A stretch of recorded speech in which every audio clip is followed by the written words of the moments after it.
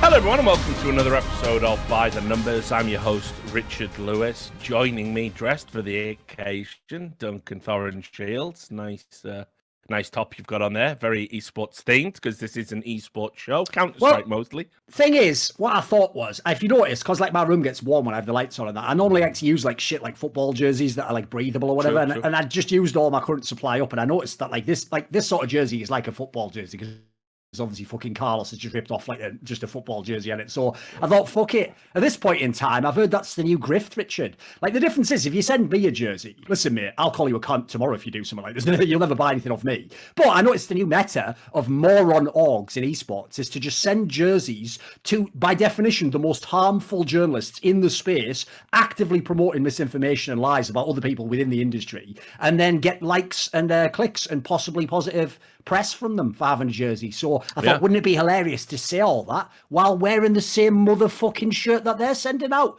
Oh, there's consequences both ways. How does this work? I thought I could just buy everyone off. And also, I'll just throw this in there. I work with Gamer Subs. Everyone knows that. But I've got Red Bull here because fuck it. Y'all can't control me. Can't hear a moment there. Whatever. Perfect. Yeah. So, well, I'm glad we've gone into we've started the correct tone because we are going to start the show with everyone's favorite segment, petty grievances. We'll get into that, but just before we do, while we're also talking about selling our souls, you have to understand, like that. You know, Jake Lucky's the guy who gives it up for fucking candy bars in prison. Like, you know what I mean? Like, he's that guy. He's doing it for jerseys, mate. He's the guy, mate, who betrayed. Spoiler.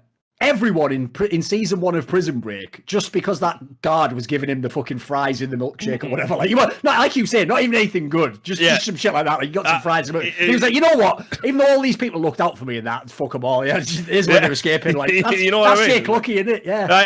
I'm just saying, you got to give me the good if you're gonna get that. Like so, mate. Jake Lucky at that point would let the Prison Break fail and then be like, why they block me on Twitter though? Why though? Why they block me though? Because as far as I'm concerned, by the way, Jake Lucky, you are just a chap from the UK. You just happen to live in America. Like, there's no relevance to your life. The voice doesn't make any sense at all. Like anyway, so obviously, shout out to our sponsors. .com. I recommend you go over to the .com YouTube channel at the moment because I've got an interview up there with Scrawny. Scrawny's not a guy who's done a lot of interviews. It's the first time me and him have done a sit-down interview, and it's an hour and a half. And there's a lot of good stuff in there if you're an aspiring commentator. I think Scrawny's a good person to talk to about that because he literally carved out a career from commentating over his own clips and it going viral on Reddit. So he's kind of proof that, you know, there's no real excuses in this day and age for not breaking out. The opportunities will be there. So you should go listen to that. I think it's very enlightening. And obviously just in general, go to .com/RLS. Make sure you've got an account over there. It's a place you can bet on esports matches in a safe, ethical environment. Chock-a-block full of integrity. That's why I'm proud to work with them. And also, of course, a VPN, good thing to have.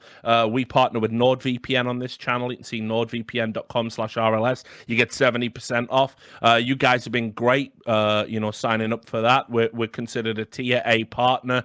We've just recently renegotiated a contract. They're going to sign up, I think, for another year. I didn't even tell Sam this, so... thanks to you guys for that, but support them because they support us. Right, petty grievances. This is the bit where the sponsors go, why are we really sponsoring these guys? Because we're going to talk about people who've pissed us off in the scene. So, do you want to do your petty grievance first? I can tell that you're ready. Is it the obvious one? Like it's the Issa one. Yeah. You know, I often complained on this show because I think it's a real thing, by the way, especially back like a few years back. I'm almost certain teams did used to keep the spicy news till the day after By the Numbers because it used to be on a Tuesday every week and they used to purposely drop it on a fucking Wednesday night hoping, the cycle pushed it out. This one's like OG just thought, you know what? Actually, Issa was mad out of pocket throwing, so we'll just drop this right before By the Numbers so he looks like an absolute twat when you just go in on him. So if people don't know, right, Issa, who obviously has been a player who hasn't been performing particularly well in OG, and more importantly than that, and qualitatively what I was making my analysis that he should be cut from, is unlike almost any other scenario I've ever had in the history of Counterstrike. I actually managed to listen to the real comms of their games, both at the beginning of 2020 when the team was fresh, and at the end of 2020, obviously at my tournament Flashpoint. So as a result, I had like a super unique scenario where it wasn't even just going off, what the teammate said. I listened to his actual comms, and in 1 year, he not only hadn't improved, he was still like clogging up comms, talking over the smart people, over the genius IGL making every read, over NBK who's been in every motherfucking team like for every year of Counterstrike that was relevant at elite level, over Valde, one of the smartest down to earth people. Like, no, this motherfucker had to talk all the time, and it would be inane nonsense, by the way. Like, he would just say stuff like, I go now and kill them there. Like, that's not even a comm. That's just thoughts in your brain. You're verbalizing them. You're talking to the TV, mate. So here's what's mad about it, right? When I suggested he wasn't that good, I even said in the video, you know, he's a nice guy, whatever, but he doesn't fit the team, all the rest of it. You'd think I said, you know, he should be killed or something, mate, because as usual, pro players have the softest fucking skin imaginable. And so when he had his one good game in about fucking 6 months, who against, by the way? Renegades, who literally just lost their best player, IGL, and star player, and is a shit fucking team from Australia that haven't been relevant since that cunt who's on the ESL broadcast. Fair enough, Sponge, I like you, maybe you're Australian, I can call you cunt. Or my boy Monty used to own the team. So that's how long ago we're talking at this point in time. Totally irrelevant. So he popped off, right? And because on the ESL broadcast, they always do those little interviews, he just decided, apropos nothing, to just be like, and first of all, the joke is this. I'll get the joke in a sec, I guess. He goes like, and guys, we just want to say that do not believe all the things that, the hate that on Reddit that you are seeing, especially not from guys like Thorin. Now, the irony of that was, my whole thing was that he could barely communicate in fucking English while being coherent and saying things that weren't filler. So he explained that I'm wrong just by giving a perfect example, almost like I crafted a deep fake of him being a moron. And if people don't know, I even actually had this god tier slam on him at Flashpoint 2, where we had actually a segment in that blind spot, the post-game show, where we interviewed Issaa. And so what I did was go look it up on YouTube. I can't remember what game it was from, though. It would have been like deep in the playoffs, though. I basically have a segment where when we're interviewing him, I said, right, I'm going to try something now, Issaa. Because the thing is, when I listen to your comms in the game, I think, Alexi B, what a genius. I'd really listen to everything he says because he seems like he's always knowing what's going on. And whatever I have to say probably isn't as relevant as what he has to say. Similarly, you know, NBK, and I say that. So I say, so what do you think of it, Issaa? And no joke, he just instantly snaps and goes like, yeah, but also the comms, it's like he wasn't even listening to what I was saying. Even as I was saying, it's like I actually inadvertently got him to give an example of being terrible at comms. So anyway, by the by, obviously, like I say, he tried to call me out. So I roasted him a little bit. And of course, the most hilarious part of all is that's how out of tune this guy was with his own team. That he didn't know, spoiler, I already suspected he might have been cut like a few weeks ago. I'm actually surprised they didn't do him and MBK as a pair. Maybe they want to respect MBK or some bullshit, you know. But all that needs to be said is something like, what, 2 weeks or something after he basically, Alexi was like, no, we're going to keep him because online he's a glue guy and sticks with it. Like 2 weeks later, they just cut him anyway. He's just benched. So who wins that one, Issaa? Maybe have someone, maybe put the closed captions on, see what I was saying on that one. Well, let's get into you know, like, first of all, players never learn, right? So if you want to come at a journalist, you know, you can say that you don't respect their opinion, or you can say that they don't know everything, or you know, wrong. Yeah. But what you should never say is like, oh, don't believe them, because then what you're inviting is you're attacking their integrity and saying that you're implying a lie. They're liars, or it to be as the most charitable you can really be off that sentence. You're implying that they don't have good sources, or they throw things out there willy-nilly. Now, the reality is, like you said, you have been in a position where you've actually heard team comms. I've never heard the team comms. My argument for cutting Issaa was always just performance. Well, I test suggests it as well. Let's be real. Yeah, and you know, the online era hasn't been kind. I mean, obviously he's stuck. You know, I've got a degree of sympathy, by the way. He's stuck in Jordan. Their rules are. Always has high ping, as far as I know. Yeah, he's streaming on, playing on 90 to 100 ping at the best of times. And yeah, it's had a massive impact on his ability to perform. Anytime your ping is higher than your IQ, it's already going to be trouble like that. See, I knew as soon as I said that, 90 to 100, I know where Duncan's going to go. I'll just throw it out there, because I've also learned, by the way, sadly, everyone on the internet isn't totally obsessed with me following absolutely everything I tweet, so I'll just repeat some of the material here. I thought one of my best jokes was I said, well, if they say you are what you eat, I can see why Alexi said that this is a glue guy. Best part of that, by the way, you'll love this, is because inadvertently, almost like fucking John Travolta in that famous meme from Pulp Fiction where he's walking in like, just didn't know what the fuck he was walking into. Blade, of all people, Richard, Blade. Oh, we're getting a Blade. Oh, no, this is good, because the best part is, like, obviously he was just oblivious to all that other shit. And people don't know Blade's actually a friend of mine from the old days, obviously, from 1.6. Yeah. Like, he even wrote, like, a fucking, you know, like, a testimonial for my guide in, like, 2007 or whatever the fuck. Yeah. So anyway, he just stumbles in and says some mad shit where he also, by the way, doesn't have, like, the greatest thing. He's got, like, he's, like, an intelligent guy, but he's got, like, semi-broken English. So he just writes something mad, like, Alexi is keeping all of the guys together like glue, am I right? and first of all, I'm obviously just like, well, that's just absolute nonsense, and that's just gibberish, like, so I thought, I'll humour him. So I just replied and said, I think some of your fans are on the same diet as this. Like, there you go. Yeah. By the way, he also liked that, because again, he doesn't fully understand English, guys, so like, he thought that was like, oh, thanks, my fans are good. Like, yeah, my fans do eat a lot of glue. Amazing. I know, the whole thing's amazing, isn't it? Why? So anyway, look, right? I mean, the news we'll start with the news as well. He got cut today from the team, and the reality is, I don't know what's going on over at OG. I interviewed MBK just before this show, so it's very much fresh in my mind, and some of the insights he was able to give me, because he spoke very openly about it, you know, put a lot of the blame on himself, but basically he said that they went from having a discussion where they were you know, basically like, let's fix the team. We need to change these things to fix the team. And 2 days later, basically, he was benched. It was done. And you know, Nathan was saying I probably didn't word it the best way I could. Yeah, so, you know, he said he could have worded things a little bit better, and he'd actually, you know, probably prompted, you know, he perhaps even sealed the deal of his benching by wording it in such, you know, I believe, as far as I know, in that case, again, like, some of this is like inside info, but some of it's speculation. As far as I know, it was one of those scenarios where, like, it just had a similar scenario with every other team, Rich. You know, MBK's thing is he has really good ideas and he's quite stubborn about them. So the problem is he clashes head with the IGL eventually. And when it's working, it's great. But then when it isn't, that's going to be, unfortunately, that's the way you get cut without even being bad in the game, isn't it? It's the most obvious way. And it's MBK's way in his career, unfortunately. And you have you have that going on there. And the fact that, you know, Issa's gone as well. I'm hoping there's a way back for MBK. I don't think you need to cut both of them. I think, sure, you had to cut one of them. Yes, I thought it was a one-cut job, yeah. Yeah. And you know, there's loads of players in free agency they can pick up. I don't think Nico's a long-term solution. You know, that seems to be, I would wager something maybe Rugger's pushed. He's a Danish guy, Danish coach, you know, knows the Danish scene. Nico is is available for work.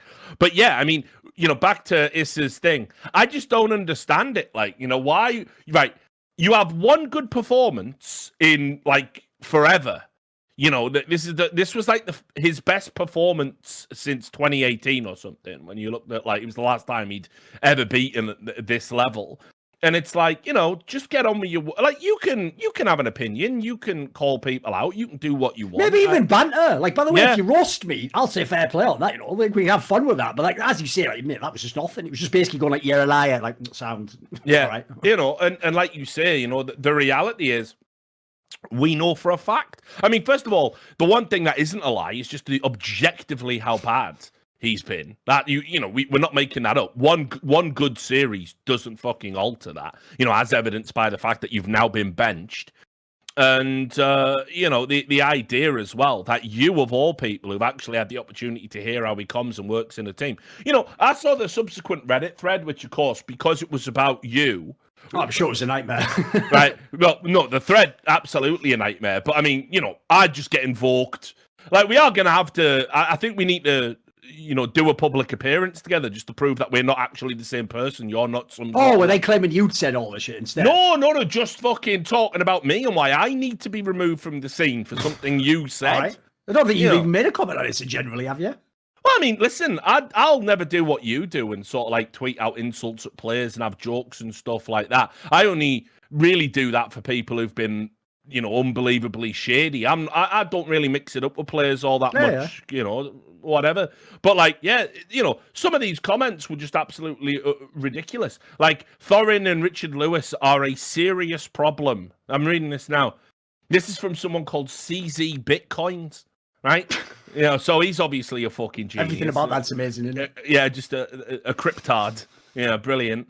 Him and Richard Lewis really need to go. They are a serious problem for this community. I'm hoping someday people can make consistently good content like them. And it's like, guys, I like the way he started to give the compliment inadvertently, though. That's fair play on that.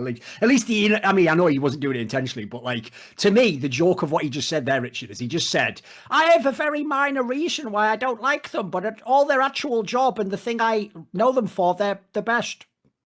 Like that's like that shit meme, like, oh no, tragic, the worst person in the world's made a comment that you agree with, you know, like. But why has no one ever been able to do it? I've always wondered, mate. I've always wondered that. Like the maddest one of all to me is the esports historian angle. Because here's the thing, right? It wouldn't actually be very hard to be a straight up historian in terms of like day to day. But the reason no one will ever do it is who the fuck's going to commit their life to like 20 or 30 years of esports history? No one. So even though like they're totally right, by the way. In theory, if you start studying all the Wikipedias now and you put in your hours, you could be the next historian and without any of, you know, the things people don't like. The problem is, like, as you're alluding to, mate, it's not just our work, is it? It's also our personalities, which is exactly what these motherfuckers don't like. Like, we are irreplaceable, aren't we? People can do things as good in a different way, but they can't do what we do the way we do it. Yeah. So then, C Science, Caden, these are all heavily up for the comments.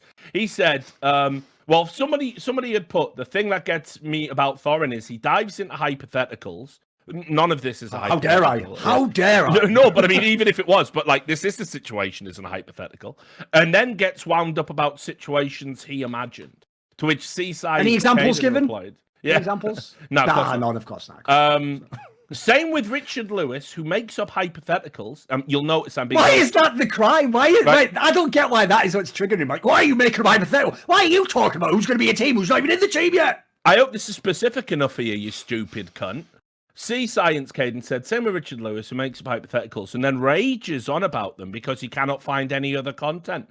Both him and Thorin use themselves as credible sources all the time, and it's ridiculous. So the fact you can't even spell ridiculous immediately puts you down here for me. Like I shouldn't even really be humoring you and including you on a show, but whatever. But I've never used Thorin as a credible. Like I understand that it's unethical when journalists quote themselves. You'll see me, call out games journalists that do that. You know, Kotaku writers interviewing other Kotaku writers about what they think about certain situations, as if that has any fucking validity. You know, write an editorial and sign it. You know, the editors. No problem. That's what you want to do. Yeah. By the way, look, if people don't get it, because that will actually the last part, unfortunately, for people who aren't in journalism, will sort of go a bit over people's heads. Like, what's the big deal?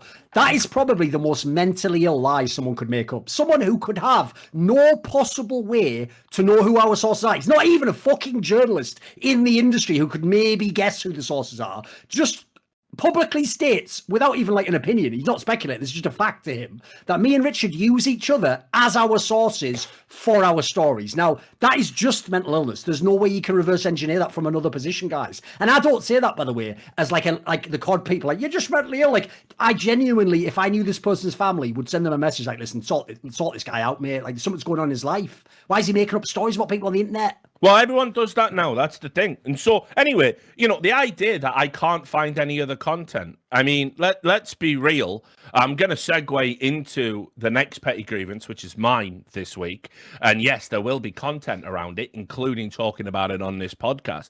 But I mean, I'm trying to think what I did this week. I did like an analysis of Heroic's performance in ESL. I've interviewed MBK for 2 separate podcasts. So he's doing the 16-minute news breakdown and a 1-hour interview about his career. I interviewed Scrawny talking about casting, and I just wrote a 3,000-word expose on some shitty scumbag who's out there grifting tier 3, tier 2 casters, skimming money off the top to make a profit. And in my spare time, I've probably written about 20,000 words of reports that I've been sharing with ESIC in regards to global match fixing. So the idea that I don't do anything except wait until someone says something on Reddit, and then that's when I go, right, quick, overdrive, this is easy money. That content don't even fucking get me a lot of clicks. Like, you know what I mean? So it's beyond mental illness. It's like when you get to a stage where you have to absolutely fabricate a whole cloth new reality that has like there's not even any evidence, by the way, that would substantiate what you've said. Like you're just sick, like you're just so unwell that it's like it's probably better you're off the internet, mate. Like you know what I mean? Like I can't help that you have decided to create two characters that you've put in place of who me and Duncan are. But like you should probably get looked at, mate. And anyway, there was just hundreds of comments like this about me for no reason. I've said nothing, but you know, you said something, so I have to get got. It's always him and Richard Lewis. Like we're always perfectly aligned on every topic all the time. You know the irony of that, though. By the way, I won't make this a massive thing because we've already done it on past episodes, but I'll briefly address this. Here's what's funny. Me and Richard don't do that. But what's funny is that is what other esports people in the scene do. They do share sources. Yeah. And even worse than that, I thought mega egregious, was where fucking Nell, your boy Nell, Mr. No Name, who once appeared on a video and people know his name, some people, therefore that's like, you know, not anonymity. This motherfucker just came into a Reddit thread I saw and was just literally straight up lying to random people, just going, actually, that's not how HLTV ever does it. And in fact, it's like, first of all, how the fuck would you know? And secondly, what you are saying is a literal lie, like a provable lie. In fact, the interview I've done essentially suggests that unless DK is a liar, he is confirming exactly the story I'm telling. So what people don't know is the other journalists in the scene sometimes do some mad shady shit like that. In fact, one of the saddest things is, if you think of, this is how you know me and Richard are always on the money and full of integrity in terms of how we operate our process. Because there's nobody other esports journalists hate more than me and Richard. So if they had the fucking goods on us that we lied, they would blast that off every fucking billboard metaphorically that there is. Instead, they can't, hence why they have to constantly come at us with like fabrications, like you were fired from every job you ever had, or just mad lies like the Nell guy makes. Like, oh, I'm blocked. Why is he tweeting at me? Like, you know, like they have nothing, guys. There's no bullets in the chamber. That's the worst part for these guys. Probably the best comment in the whole thread from Mega Hard on Fire. Zero class. Unfounded and over-the-top stupid. He is the Donald Trump of esports. Oh, yes! Oh, shit! Oh, I can't believe someone in the last 4 years has compared me to Donald Trump. Give me a fucking break. He is the Donald Trump of esports. I have hated over this clown for years. He brings nothing good to LoL and nothing good to CSGO. He's always trying to insult players, orgs, casters, etc. for no fucking reason. No, never any reason. Listen, I never do it because they've said anything to me. I just wake up one day and go, throw a dart, like, Issa, you're getting fucking wrecked. It's all mental in it, the chronology and all these. Yeah. And then he says, for no fucking reason but to get views. So there you go. Yes. By the way, 99% of these are tweets that I've never been able to monetize because until recently you couldn't even monetize Twitter. Like that's the one angle I've never understood, Rich, is, you know, the maddest thing is these people are not just like incorrect. They are factually actually wrong. And this is why. Because you know how many times I do a tweet thread and just think, why have I just done that for free? That should just be a video, mate. Like I could just take these points, expand them. That's a 20-minute video. Bang, I've got it done today. Like if anything, I'm an idiot for giving that shit away for free on Twitter.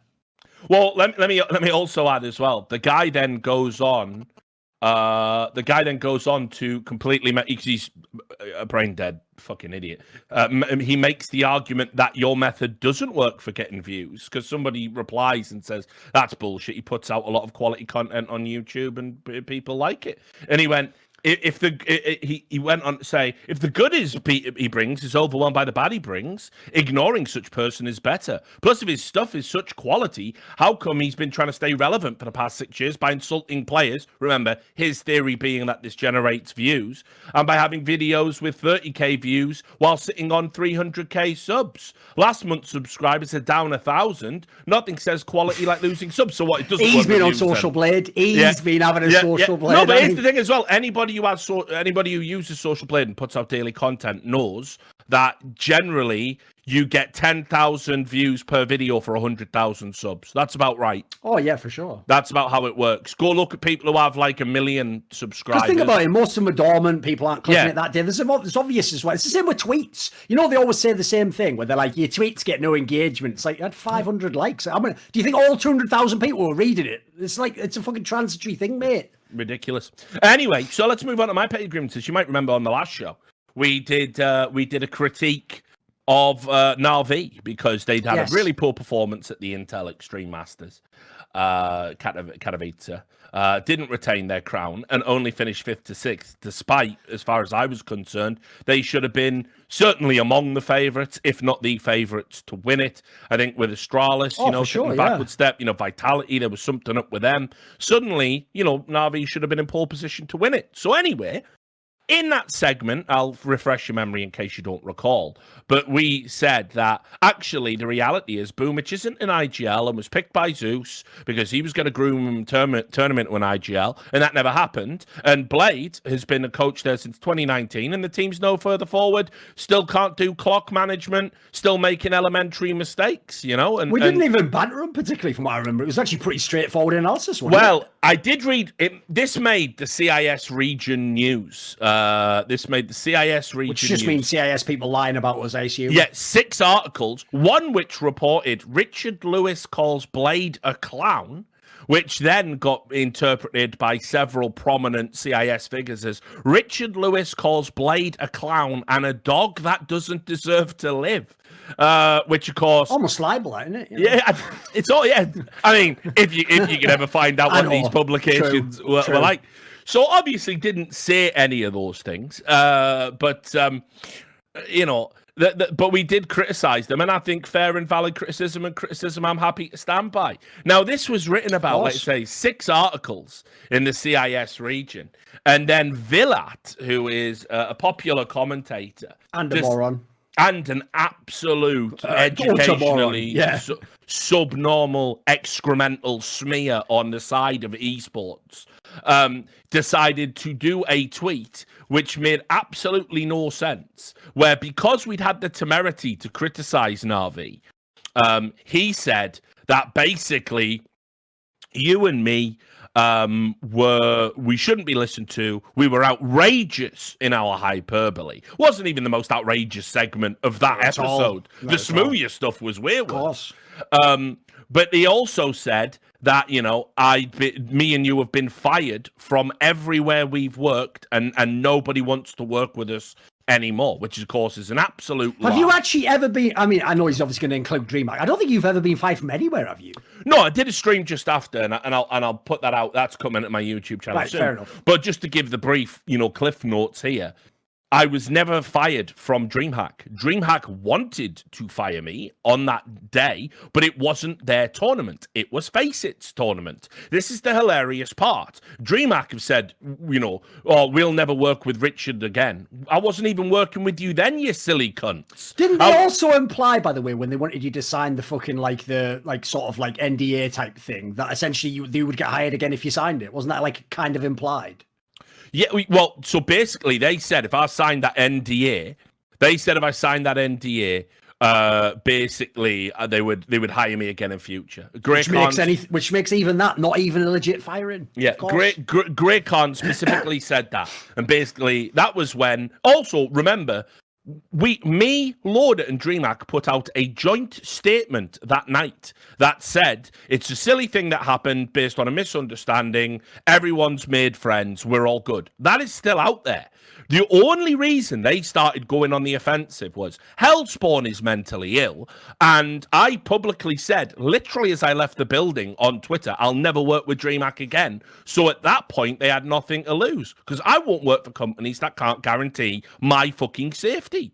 Why would I? There are things more important in this life than getting paid a derisory amount to generate millions for pieces of shit parasites that exist on other people's talent in the esports industry, which is all of the DreamHack management. They treat all of their talent like shit. They serve up a substandard product, and they've done it for years. They're absolute bellends. So I got no time for any of them, and I never would have time for them. The fact that they then went on a press offensive and lied about me in print is absolutely outrageous, and just wouldn't admit that Lauder was the whole instigator behind the thing and then lied publicly, and when they all know that is true. But anyway, so I've never been fired from an esports event. Never. I think you've only been fired from what? On Gamers? On Gamers, the website. I guess technically, by the logic they're using there of the DreamHack-a-thon, you say Katowice, so there's 2. That's it as far as I know, because if people don't know, I mean, I can do a very quick rundown. I can just do it like that because I actually have the information like this dickhead. So DreamHack, I was offered to work DreamHack Masters Malmo, I think it was like 2017. And I basically told them no because they just didn't offer the price I wanted. So that's the reason I don't work with them anymore. E-League offered me the Clash for Clash. I said no because at the time it was a one-day event. I would have to fly to America. I did the EU minor instead for way more money for PGL. So there's that one taken care of. And I already told them I hire fucking Yanko anyway. Who else even is there in the scene? Blast.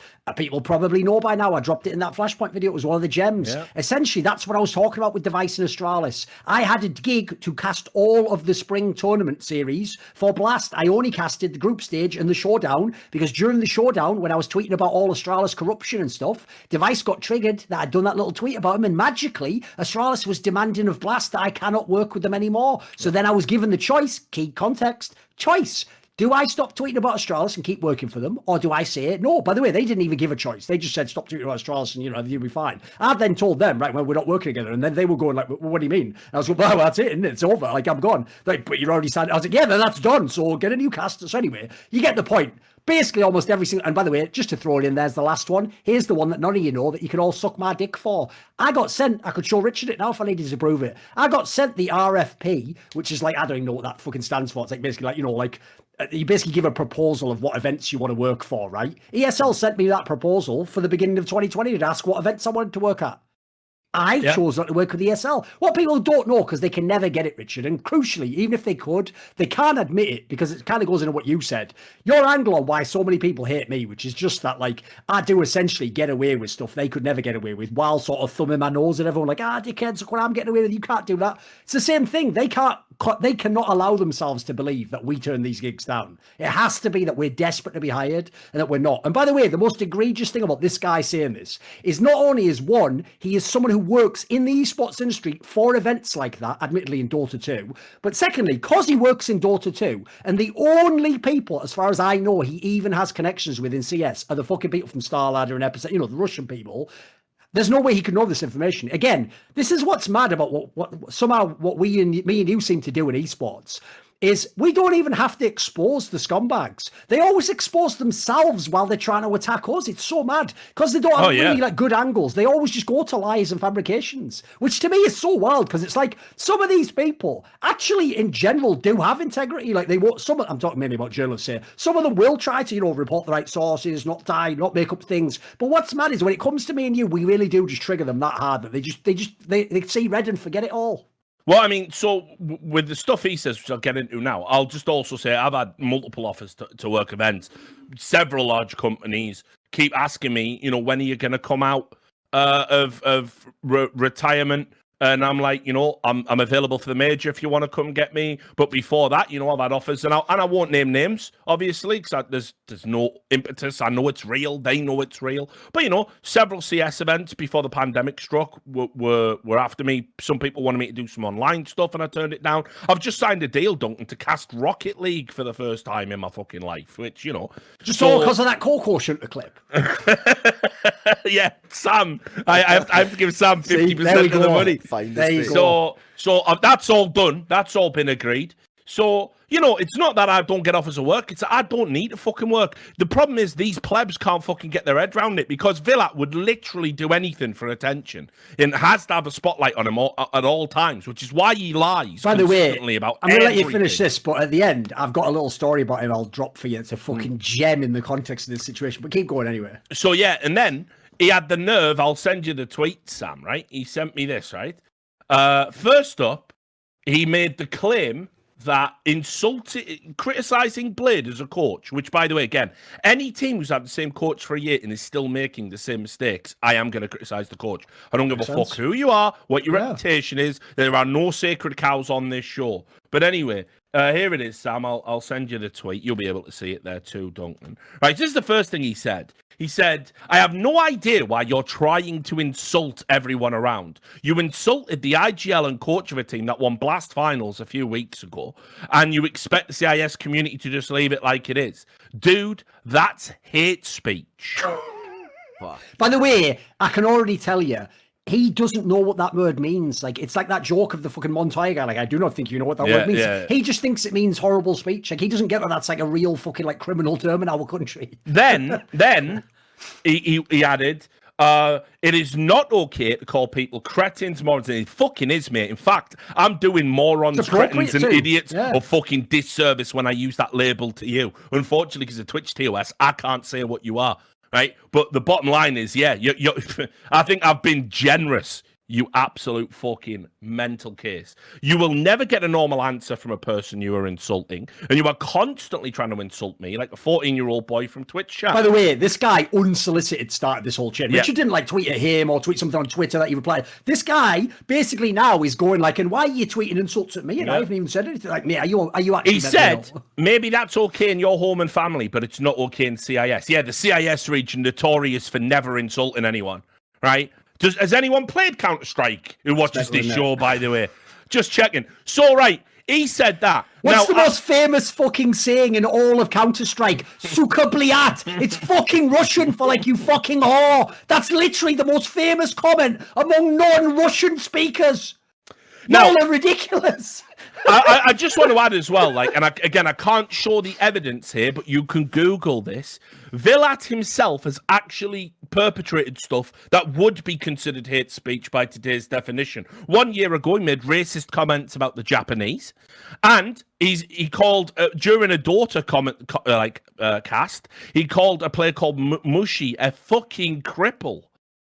He said eternal envy. Maybe that's what they say at his dinner table in his family in CIS. Do they go, pass the borscht, please, you fucking cripple? Are you out of your fucking mind?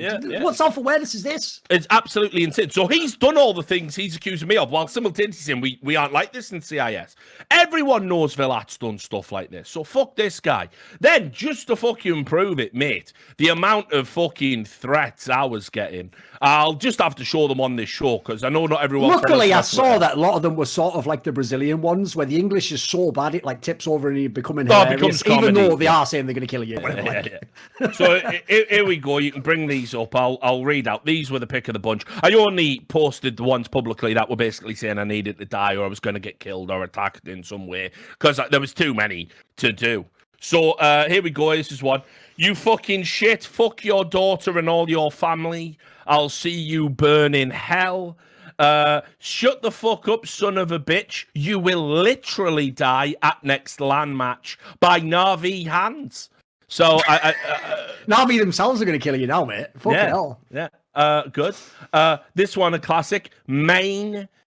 You. I'm out already. Why is he reading like that? Why of all the things that a CIS person can do, would you affect a like fucking like gangster from LA or something? Like, hey, Main, you will be paid for your words. Better think twice next time.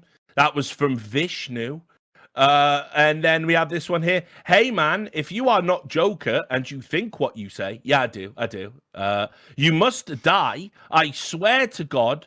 Lol, more worster analytic than you, and I never see. I swear you must die. Swear to God. Now, guys, listen, I've just got to say this one thing. This is for the audience. I'm going to let the audience decide this one.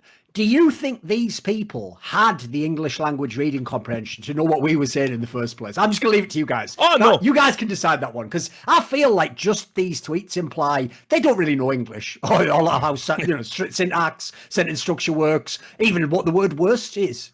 So there was this one here. You are some kind of cock that didn't get a shit. Right. I also love it when, especially like Indians do that for some reason. They always insult you with like words that are right, but they're just in totally the wrong context, like that. Like, hey, cock, want to shit? It's like, yeah. I mean, we get into that. The Brazilian insults as well. Give your auntie's ass a cloth. I don't even know what that means. Yeah. So anyway, what did you win except for a member, meaning a penis, from your boyfriend? You're lucky that you don't live in the CIS. KNG angle, of course. You would have been taught to answer for words from an early age, and then you're cool if the police are the police. I am, yeah. What? Wait a minute. In his country, right? You're a little kid, just 10-year-old kid. Oh, Sergey, come in the house. NaVi just went out. Top 4, the IM. I wonder if Blade should be replaced. The police just burst in the door. Motherfucker, get the fuck down. And then, right, after all that, Vilat just comes in. Oh, family started dinner already. All right, give me a break. Yeah. Like, so, this is mental. So, yeah, there was that. So there was tons of others, and just absolutely mad overreaction, which wasn't helped by the fact that if you can get your head around this, I'll show you the fucking thumbnail for this. It's just so. Come on. Is this going to be some YouTuber shit? Because I've heard that basically, Yeah. as far as I can tell, if people don't know, we just fell into the same trap that Pimp did, where basically there's now a load of clout chasers. By the way, some of them, sadly, even former like professional people like Senya and fucking Overdrive, people who actually, in theory, were legit people. That's why Starrick said all that stupid shit about Flusher recently. And basically, they no joke just clout chase by making shit up, just lying about it, just having a lie. So Senya had to do a video. And what did he say? You know what? These cunts have never handled life outside the spotlight. And it's mental because you're not even in the spot. You should be in the spotlight for a bunch of stuff, like them gambling companies you were running, that kind of thing. You know what I mean? Because all those ex-NaVi guys all got paid on every conceivable bullshit way possible in CSGO. But he made a video where basically I watched it and a very basic translation on it. But again, the bottom line is that first he pretends to not know who any of us are. He said, "I think I remember Thorin from the SK gaming days," or something like as if. I think I literally did an interview with him 2 years ago, something, mate. Yeah. You know, so, that's the sort of cunt this guy is, by the way. Yeah, so he obviously pretends he's never heard of me, when of course, famously, not only was I there when you guys, first of all, I was there when you flipped off MTW in the finals at DreamHack and made a cunt of yourself. I was there when you kicked the fucking PCs.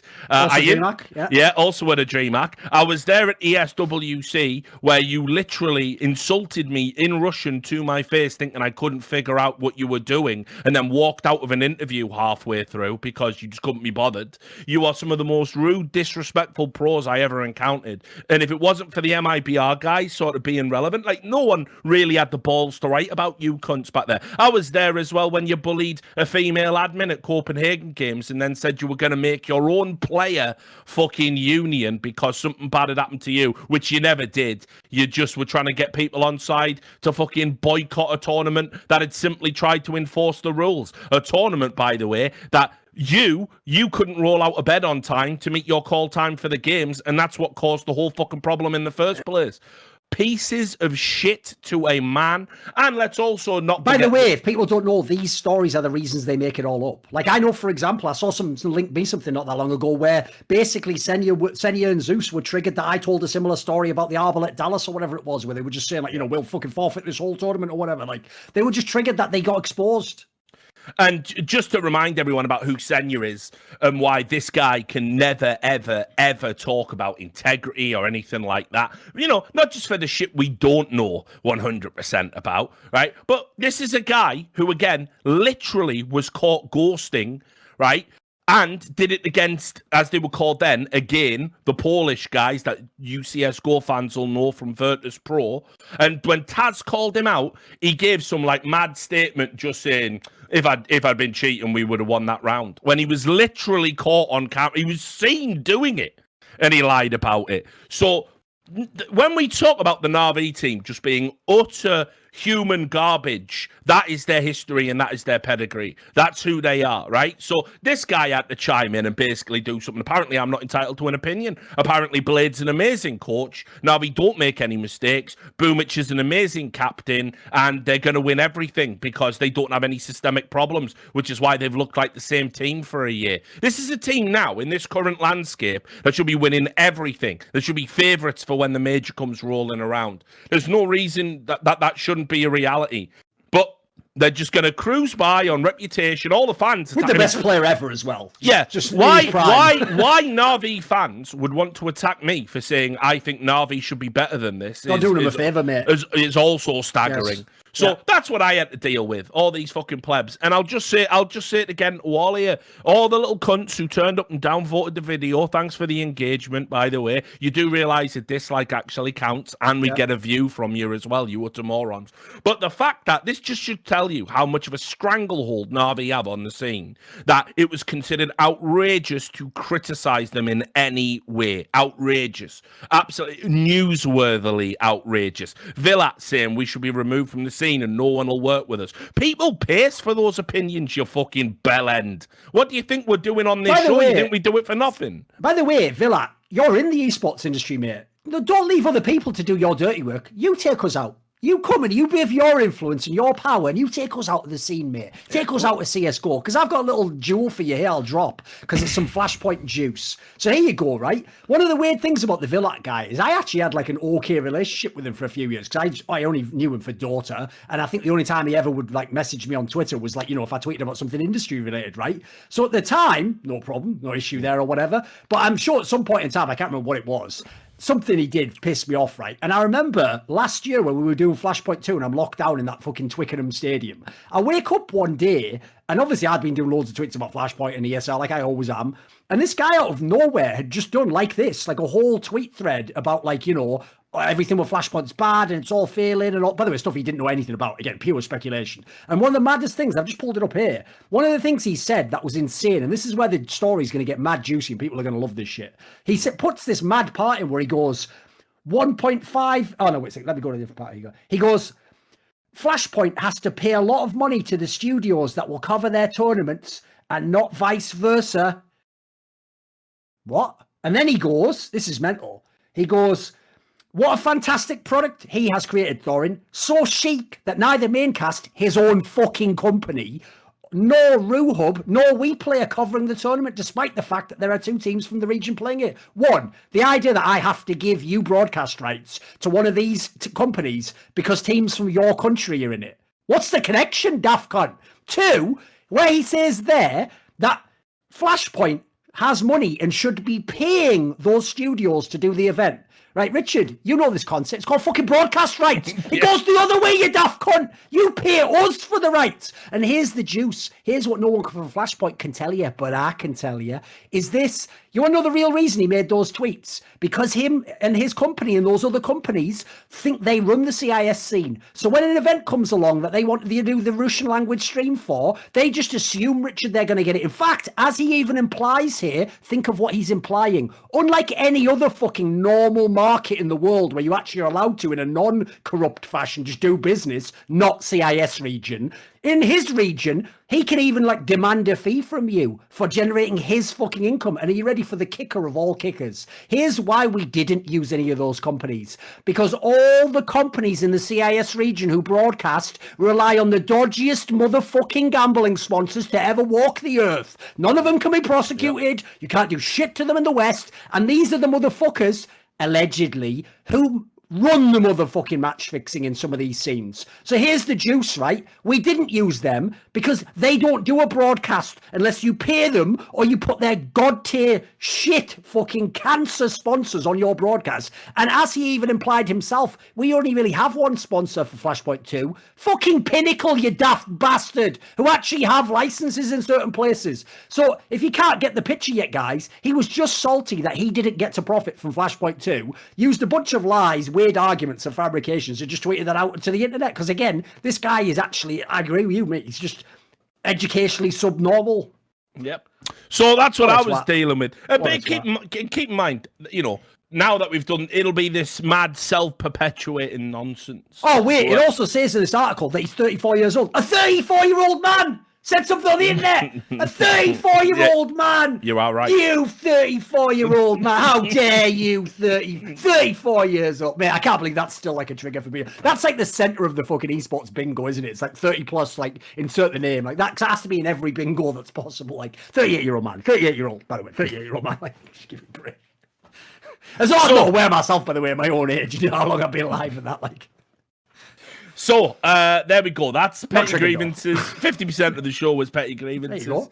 That's all good work, though. Right, let's talk about vitality. That's the next big topic, I think. I think something is going on there. Something appears to be afoot. We've given this team a lot of praise down the years for specifically the structure around it. How, you know, they've made the 6-man roster work where other teams haven't really had value out of it. Their incredible coaching. Hang on, sorry, just gonna get rid of that. There we go. You know, Xtaz Coach of the Year last year. and Vitality were very close to true greatness, and at the end of the year did lose the top spot, but they were the team that were pushing Astralis the hardest. Now, they had that weird incident at the Blast where they got fined $10,000 for ignoring the protocols around match integrity. Then Apex was kind of taken down as IGL, and then it was Shox is in as IGL, and now they've lost Nivera. That 6-man has decided to leave. I don't know why, and their results haven't been that great. And crucially, not just results, but performances as well. They've been a bit shaky, not looking up to their usual standard. They lost to G2. They had a bit of a tumble in the mud with FaZe. And obviously, we know they didn't do very well at Katowice either. So is there a long-term problem here at Vitality? Are we watching the beginning of the end, or is this a bit knee-jerk on my part? I would say this, like, first of all, as far as I can tell, because they have like quite heavily intimated this. In fact, even before this news, you remember a few months ago when the Valve information came out, like they will not allow the subs, etc. Like Shox obviously was going mad, tweeting in French, etc. But luckily, French is one of the few languages, as our Russian friends certainly know, that actually works when you hit Google Translate if you know the language. So you just don't know English, guys. So anyway, I saw that they obviously are triggered by that. So I get why they're doing this. Like, if there is no long-term future aside from online tournaments, which we hope will end soon, for having the 6-man, you've got to abandon the project. I do find it shocking. Just on that point, though, because it seems to me, it's like at the end of the day, that's only going to be in place for RMR, the regional major rank. We don't even know when the next one of those is going to be. And it's like, if it was working and you believe in it and you believe it was working, why not, like, for now at least, why not keep it going? Like, why does it have to be now, right in the middle of ESL Pro League? I mean, I'll give you my speculation if you want, because this is what I'm going to lead to, is even though I think in that sense, it makes perfect sense why you would do it. It makes sense that you have to go back to a 5-man roster. Let's get practicing now. Let's win the major. That all sounds great. But my problem with that, Richard, is I just don't believe it. Because here's the issue.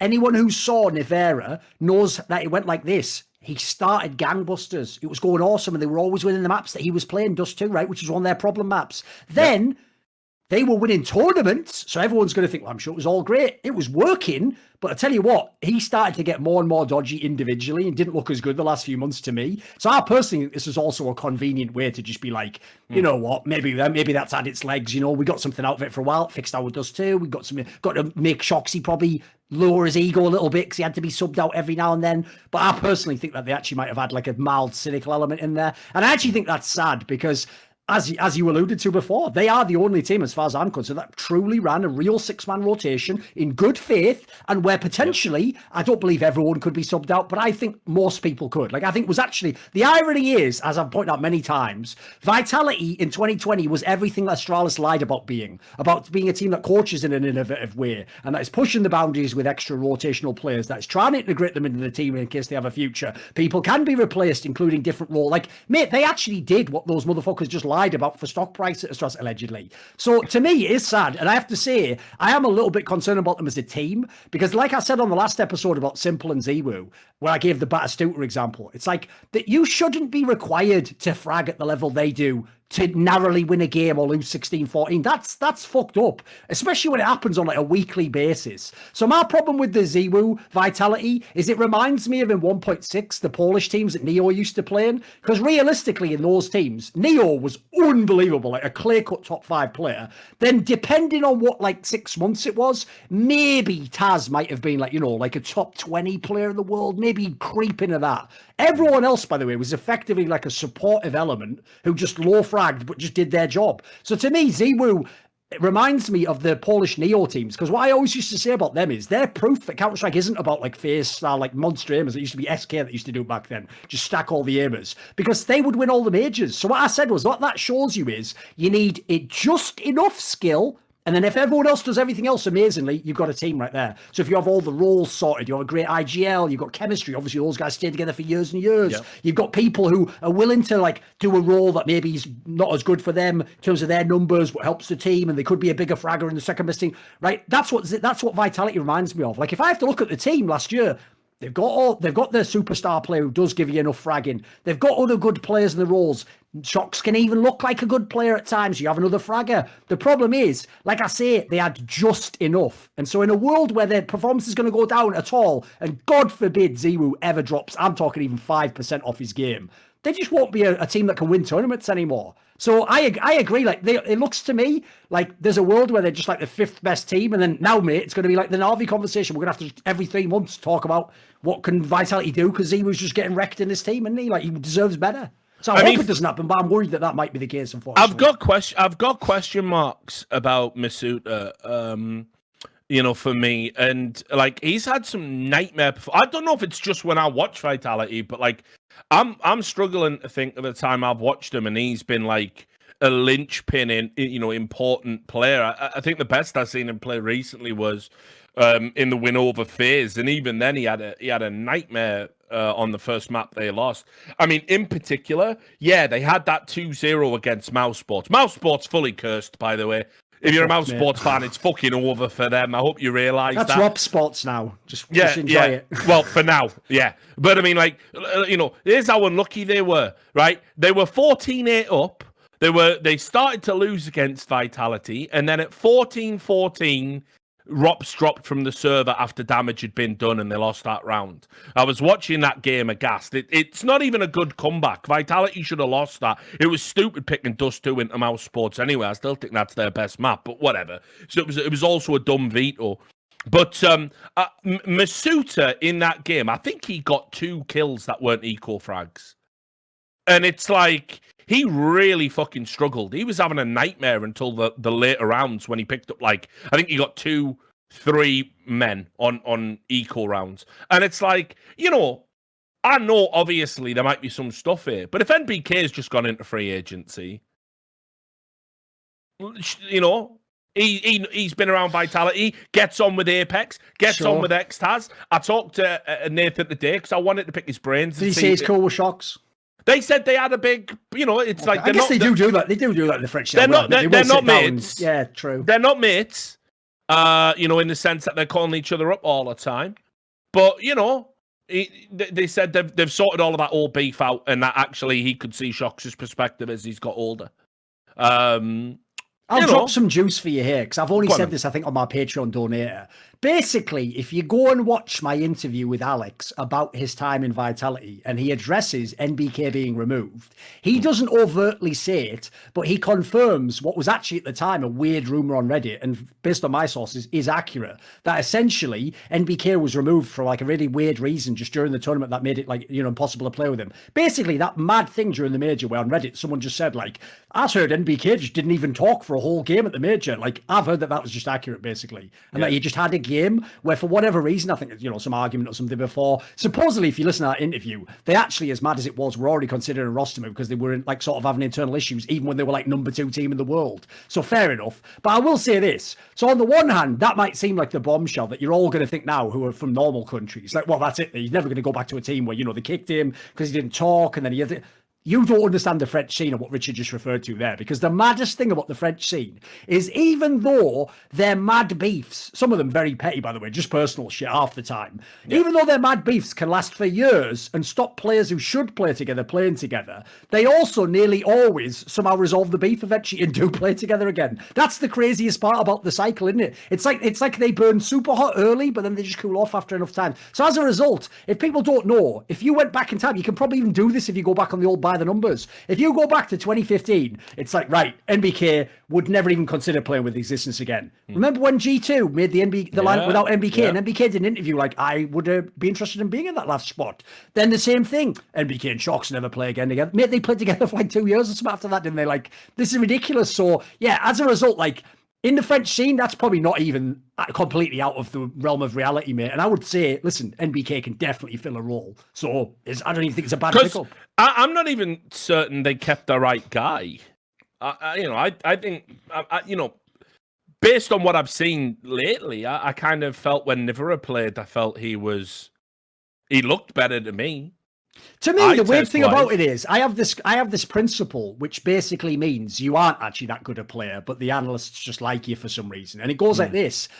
if you talk about a player being good, you say, wow, this guy's really good. And of course, he's done it again. And look what he's done. What they get with Masuta is this. They go, wow, look, guys, he should have 25 kills in a game. I thought, everyone's always criticizing him, but he's not that bad, is he? It's like, mate, if they go that angle, you actually just shit. Like, so I'm sort of with you on that, Rich. Like, I've seen a couple of games when they were maybe in like autumn or something where he had like some 30 bomb games or whatever. But I have to admit, most of the times I see him play, he's not fragging very well. And bear in mind, that is the only real reason you're in the team, mate. They've got all the experience and the role players. Like, admittedly, you're a very green player. Like, he was nobody before Vitality, but I agree. Like, I could go either way on that one, mate. Like, if anything, if I had to pick an impact player, Nevera's probably it, right? And fix the map, give him more open. Yeah, I can see why you'd go with that one.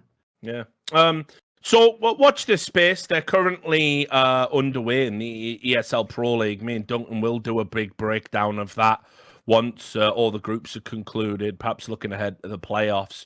Currently, they're in a mad group as well. Like, I took one look at that group, and it was like, there's like 3 or 4 teams that can top the group, and 3 or 4 teams that can finish rock bottom. It's like G2, NIP, Vitality, ENTS, FaZe, and Mouse Sports. Now, my tip is Mouse Sports to finish rock bottom in that group, but you could see them sneaking a win against, an ENTS or an NIP or someone like that. It's just a mad group, but there's no guarantees that Vitality are going to even top that with the games that they've got left. So currently it's a 4-way tie with 4 teams having 2 wins. So interesting. But anyway, moving on to the other thing I want to talk about. Cloud9, we said we'd talk about them. They were in a qualifier to get to DreamHack or something. DreamHack it was, yeah. It was the DreamHack qualifier, and they made it to the final spot, and they ended up losing to the Bulgarians, the ones that have been out there for a while. They're in a team now called Voivoda. The old GE player people, it's the Windigo guys. Yeah, exactly. Yeah, that one WESG pretty much. So anyway, this led to a deluge of hate, the likes of which I don't think I've seen. There was literally a thread on the front page of Reddit, right at the top, which was, let's all laugh at Cloud9 and Henry G, which was also in alongside all of the insults and abuse that were in the match thread. And here's what's crazy. Same people, by the way, who say that, like, I should be removed for making jokes about people on Twitter. Yeah. What's wild about it, though, is they just beat an OG. And not a single word. OG, that established team. OG, that team that, has been going backwards for the last, year. Not a word. Fnatic went out in the first group. Not a word. Cloud9 make it to the final, lose to the Bulgarians that beat OG, and this was the absolute insane end of the world. And I think it's starting to get to Henry a little bit, frankly, because obviously... by the way, just to throw in there as well for key context, just like every Cloud9 game, if you've ever watched Cloud9 play, they're always close games they're losing as well, by the way. These aren't like stomps. These are all 16-14 type motherfucking maps. So it's completely uncharitable, as usual. He did it. I mean, yeah, it was 16-14, 16-9, 19-16 in a 2-1 defeat against, listen, yeah, Cloud9 should probably be beating the Bulgarians. Of course, yeah. But the Bulgarians are experienced guys. They've won big tournaments themselves Dude, in the past. That call was literally before a lot of the Russian teams, the one that was notorious for being the onliners back in 2014, 2015. They were famous for fucking people up in qualifiers, so it's not even like there's no precedent to it, Yeah. So, absolutely insane. And I think it's starting to get to Henry, because he went on fucking... Three clicks, Philip. That was one of the weirdest crossover, because I was watching it, right, thinking, when does Henry come on? And he never does it. Just three clicks, Philip's going, and then Henry G told me that he's actually upset with the way that... what even is this, mate? So, hang on, we'll get to the fart master. That was like, dude, that almost felt like some sort of partridge shit or something. That can't be real. Like, what is this? Yeah, well, right. But anyway, so Henry went on Twitter and said, this is heartbreaking, it's unacceptable. You have my word, I'm going to fix it. I mean, I think getting on social media after a fucking defeat's one of the worst things you can do. You don't need to address every time you lose. It's going to happen. You're a new team. People don't understand. This team hasn't even had a fucking boot camp yet. They've not even met each other physically. I don't know how many times I have to say that. Now, yeah, people will say, oh, Richard's being biased towards his mate. He'll never criticise Henry. Obviously, he did the worst fucking thing on day fucking one, and that was say he was going to deliver wins. Never promised that shit. True. He never promised that shit. He should have obviously like softly been like, well, we'll see where the lineup's at, and then we'll bring people in and we'll evaluate. But yeah, the problem is he tried to go the big market. Basically, he did what I did with Flashpoint, didn't he? He just came in big, like we're gonna fuck this whole scene up, and then like he's like, oh shit. And the mad thing is, this is people's justification for basically saying Henry's a joke and a cunt. Like he was getting attacked. There was also a Reddit thread that said, I don't understand the narrative. We're villains for paying our players well.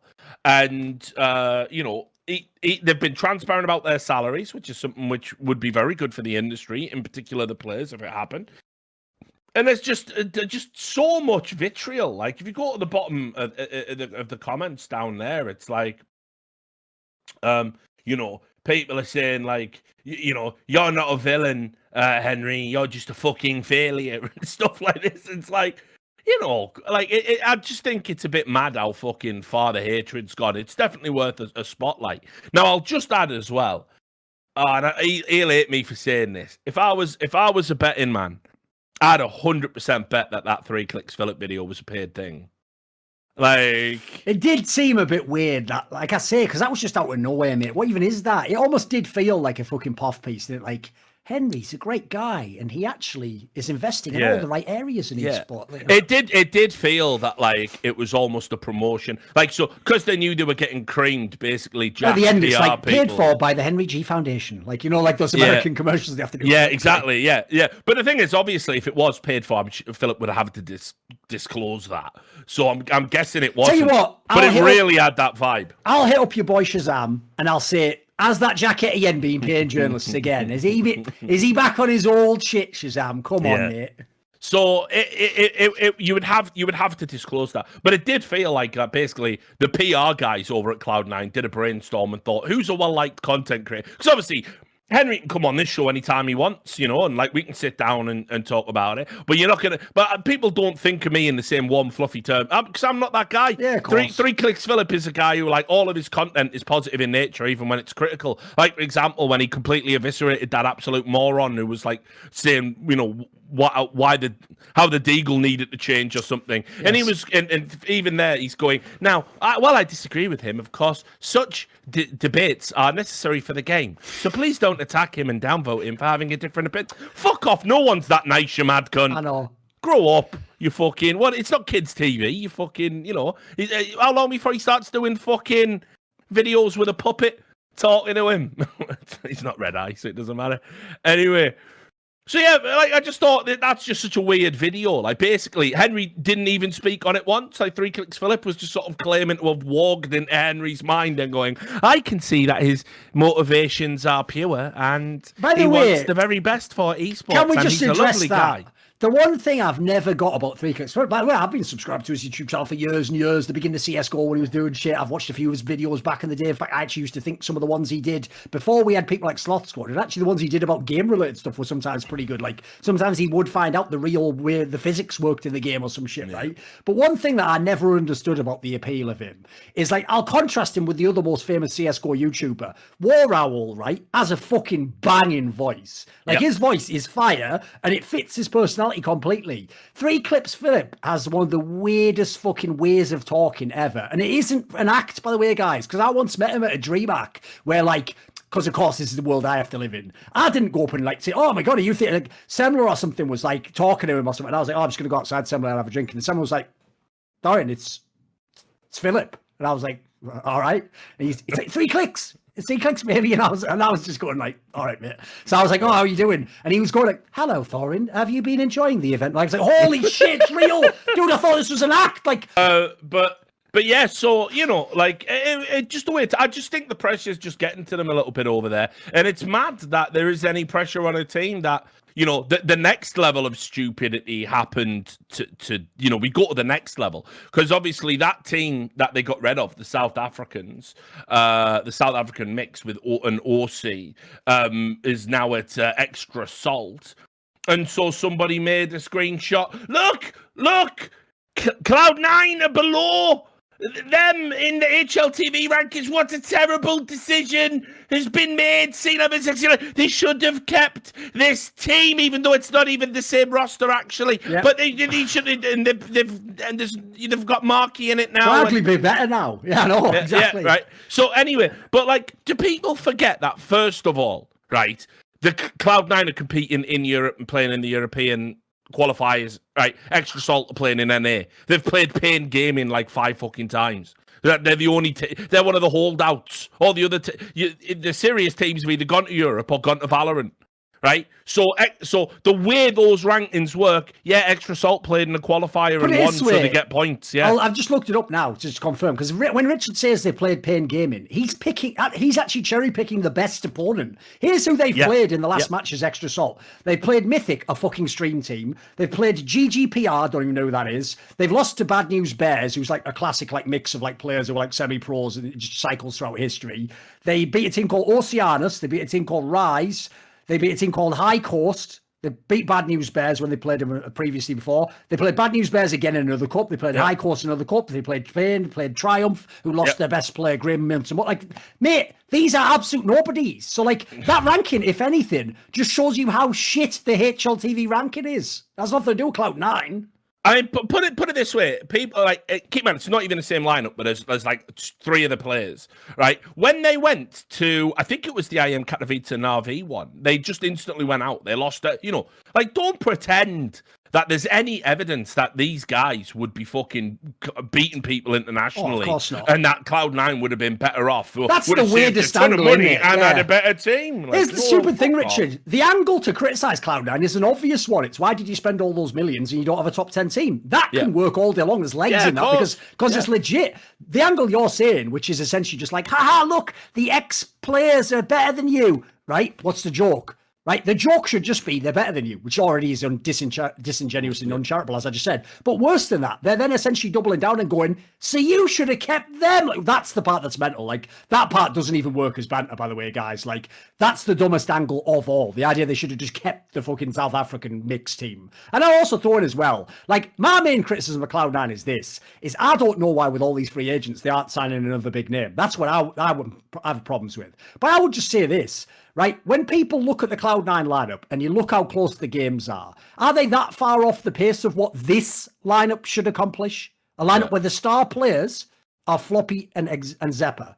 That's real. That's not made up. Those are the star players. The other players are contributing players.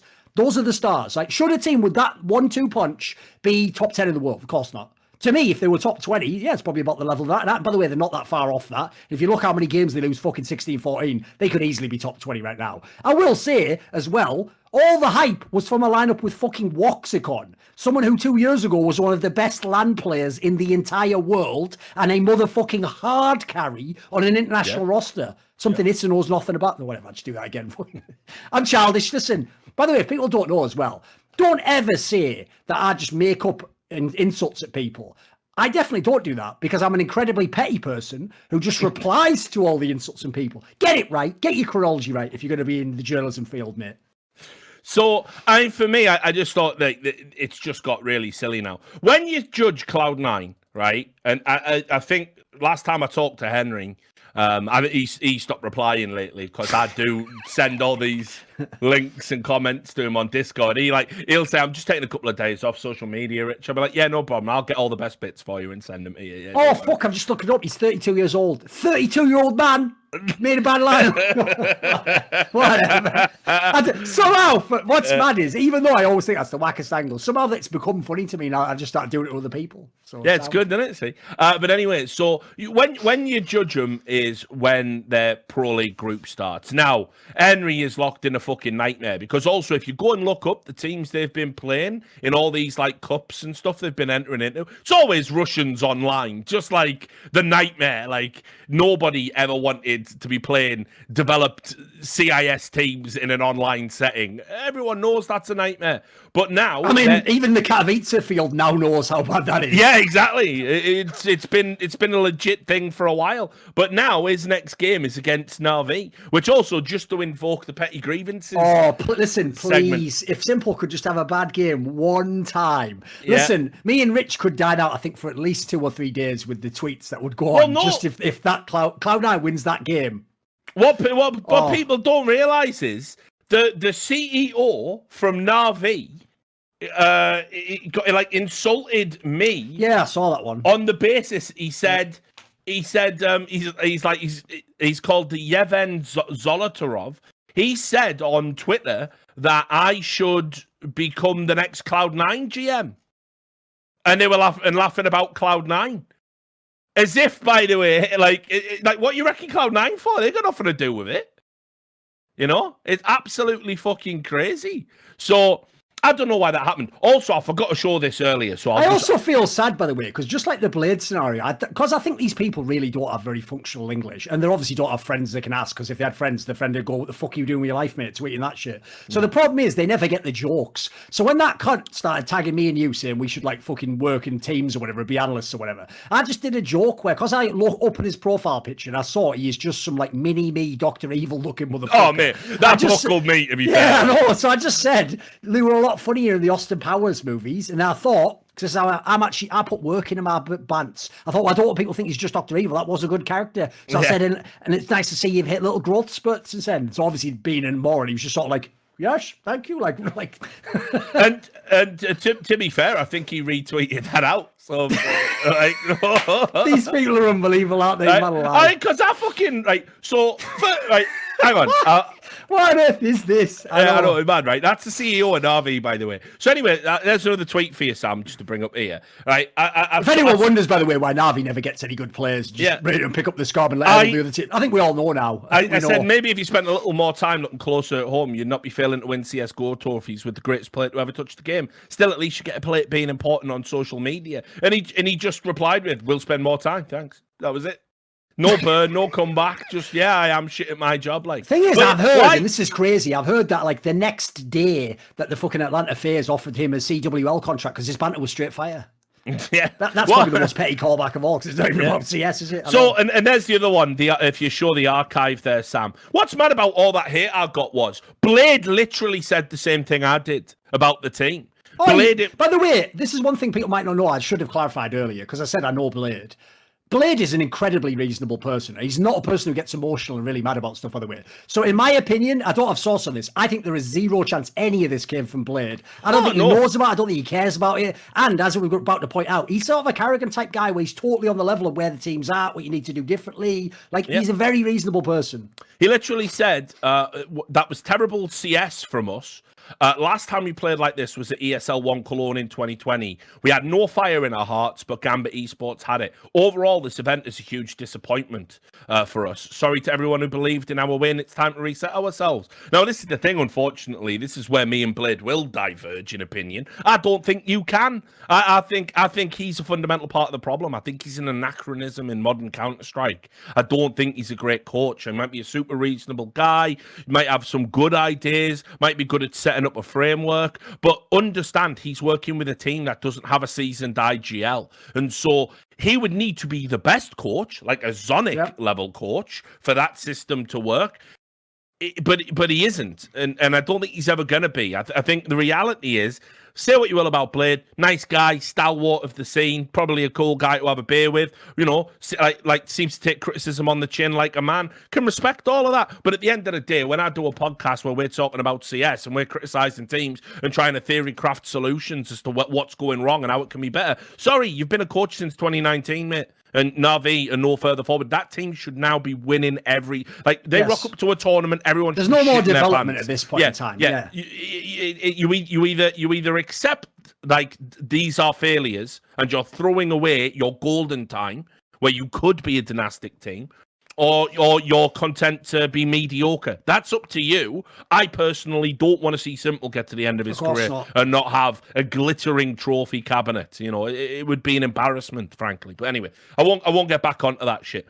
Yeah, so just by the way, I think the stupid thing about it as well is the space where Blade almost inarguably could have a massive impact in the CIS scene is, why isn't he the coach of one of these up and coming teams like a fucking Gambit or something like that's where you could have an insane impact with Blade. If you take players that don't know the top level of the pro game and you do teach them, the problem I have is, we talked about this last episode, in my opinion, however he tried to teach the NaVi players, I actually think it went even counter to the style of play that some of them should play. So I just think it was a mismatch on that one. Like there's plenty of teams you could work for, Blade. You don't have to be a NaVi, mate. Yeah. And so all the hate that Cloud9 got, I thought was a little ridiculous. You know, that group is a fucking nightmare. That group is Cloud9's worst nightmare, by the way, because you've got NaVi in there, you've got Gambit in there, and then the reality is, suddenly, with Furia betting in a new Warper, Team One are in there, MIPR are in there. The Team One and MIPR in particular, arguably Furia, these are games that people are going to be looking at those series and say Cloud9 should be winning them. Obviously, it means there's massive upset potential there. In fact, those are the games that are lose-lose games. Because if you win, everyone goes, who gives a fuck, it's Team One. If you win, everyone goes, no, if you lose, rather, everyone goes, it's the end of the world, you lost to them. So I agree with you, mate. That's a terrible group to be in. Like that, and obviously the hot favourites are NaVi and Gambit. You know, I mean, Gambit have proven that they can beat NaVi. Just done it recently. Just won a big tournament. I'd probably even say, knowing NaVi's propensity for failure, I'd say Gambit are the favourite to win that group, frankly. And then, Furia are a wild card. You never know which Furia is going to turn up. This is like. It's just a nightmare because you've got beatable teams in there, which if you don't win, you're going to get absolutely crucified. And your first game to just set the tone is against NaVi. So if they get absolutely spanked in that game, imagine what their mindset's going to be like. Now, mind you, goes the other way. If you get a win against NaVi out of the blue, suddenly everything's coming up Henry. But, you know, it's such a weird group for them. Like, I've got genuine worries that they could conceivably finish bottom in that group, or maybe above MIBR, fifth in the group. And I think suddenly the pressure goes from, you know, okay, give him time, but Henry shouldn't have done this, to actually this is a fucking disaster, and it'll turn real quick. I'll also say as well, the reason I think that group is mad dodgy is because look how many teams in the group are not fucking European teams. Now, listen, obviously, classically, Russia is a European country, but we're talking about the regions. That's basically South America and CIS region, right? One other thing that worries me about that is when I mentioned before how they play a million of these 16-14 games, and every Cloud9 game is fucking 14-14, and they either win or lose 16-14. It feels like that, at least. A million overtime games. That's against like the top European teams, right? I know this concept will blow people's minds, but sometimes being really good against the top European teams, there's a team called NaVi that has this problem, makes you actually not good against teams that are more like, let's just say, like out there with their playing style. CIS teams that are just balls to the wall in your face, or Brazilian teams that are just playing crazy styles. Like, that style can actually kill you if you're trying to play real Counterstrike. So I agree, mate. Like, the problem with this group is, on paper, you should just sort of sneak in the playoffs in one of the last spots, but there are so many games there that are like, could just go so badly, and you can just get, like, if people are hating on you already, mate, it's just going to keep going into that. One thing I wanted to address, by the way, very briefly, because this brings it up completely, is the angle I don't get is this. I totally get the angle of these people bragged about they're going to do something, let's make fun of them. That even comes with the territory. The angle I don't get is when people, like you've gone through those jokes, they've stopped being funny even, now they're just losing all the time, it's not relevant. And eventually you realise the people on Reddit genuinely want Flashpoint and Cloud9 to fail completely, exit the scene, take all their money with them, and they think that would actually be like a net positive. Like, that's the part I'll never get, because that's like pulling against your own interests. It makes absolutely no sense. Right, so let's go over some of the narratives that have come up from time to time on Reddit, and then let's look at how the Cloud9 hate actually flows counter to those narratives. So when Chaos, for example, were a team that would, it's crazy, they've just won a bloody DreamHack and no one's going to pick up this team. So why is no one signing Zeppa? Come on, he's a top end, promising talent. Yeah, I remember it all, mate. Yeah, so Zeppa's been signed. Now he's not good enough, and Cloud9 have wasted their money, and they're willing Cloud9 to fail and fuck Zeppa over after he's just joined. Then there was Essa Tag. Look how good he's been. He's been bloody Astralis' best player. He has. Reddit would have guaranteed he'd be a top player. They would have guaranteed that if they'd had gun to their head. For sure they would. Yeah. It was actually, by the way, people at the time, because I remember, people just said that was me being Astralis hit. When I said, if you looked up the number of maps, they weren't even that good, actually, in fucking Astralis. It was like 36 maps is what we need. Yeah, he played 36 maps. I know because I counted it for the lyrics to the song I wrote. So, $20 million for this coming out on my SoundCloud soon. Essa Tag, right? So everyone was like, he's bloody brilliant. He's too good. What a cunt you are, Rich. Like, that's like one of your best friends as well. Coming soon on my SoundCloud. 20 million for this. He knows the game. He knows the game. Yeah, I've known him since he was a kid, but he knows. I'm like that fucking uncle who, he's putting you in there, ruffling your hair and all that. I mean well, I'm fine, And anyway, so Essa Tag gets signed to a big contract. Really fucking overpaid for it. He only played $20 million for it, right? So there was that. Then you had, why do teams recycle? Oh, your phone's near the monitor, I think, by the way. One of these days. It's all right. It's all right. So I have got it on all the time now because of the fucking... Yeah, fair enough. I just get calls all day. People are fixing games. By the way, the one you missed as well is like, dude, when people love to talk shit on Cloud9 now, the one I don't get is this. Some of the others had questionable reasons. Everyone in the world, gun to their head, said Alex was a top IGL. They were begging FaZe Clan and teams like that to pick this guy up. So the idea they're going to, that a bad signing as well. Basically, everyone, like you're saying, everyone's just reversed their position.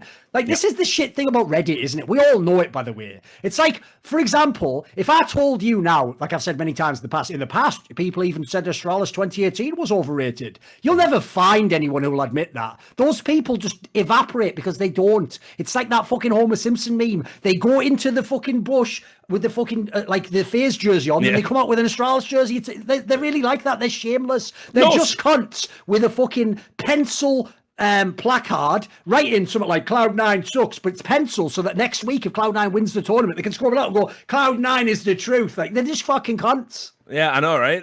So anyway, then it was like, why do we recycle all the same players? Why don't we give young and upcoming talent a chance? So you've got Messi, in there, right? Like, Messi hasn't looked out of place at all in terms of like value. Probably the best for money signing. as a signing. Yeah, I mean, you can make that argument.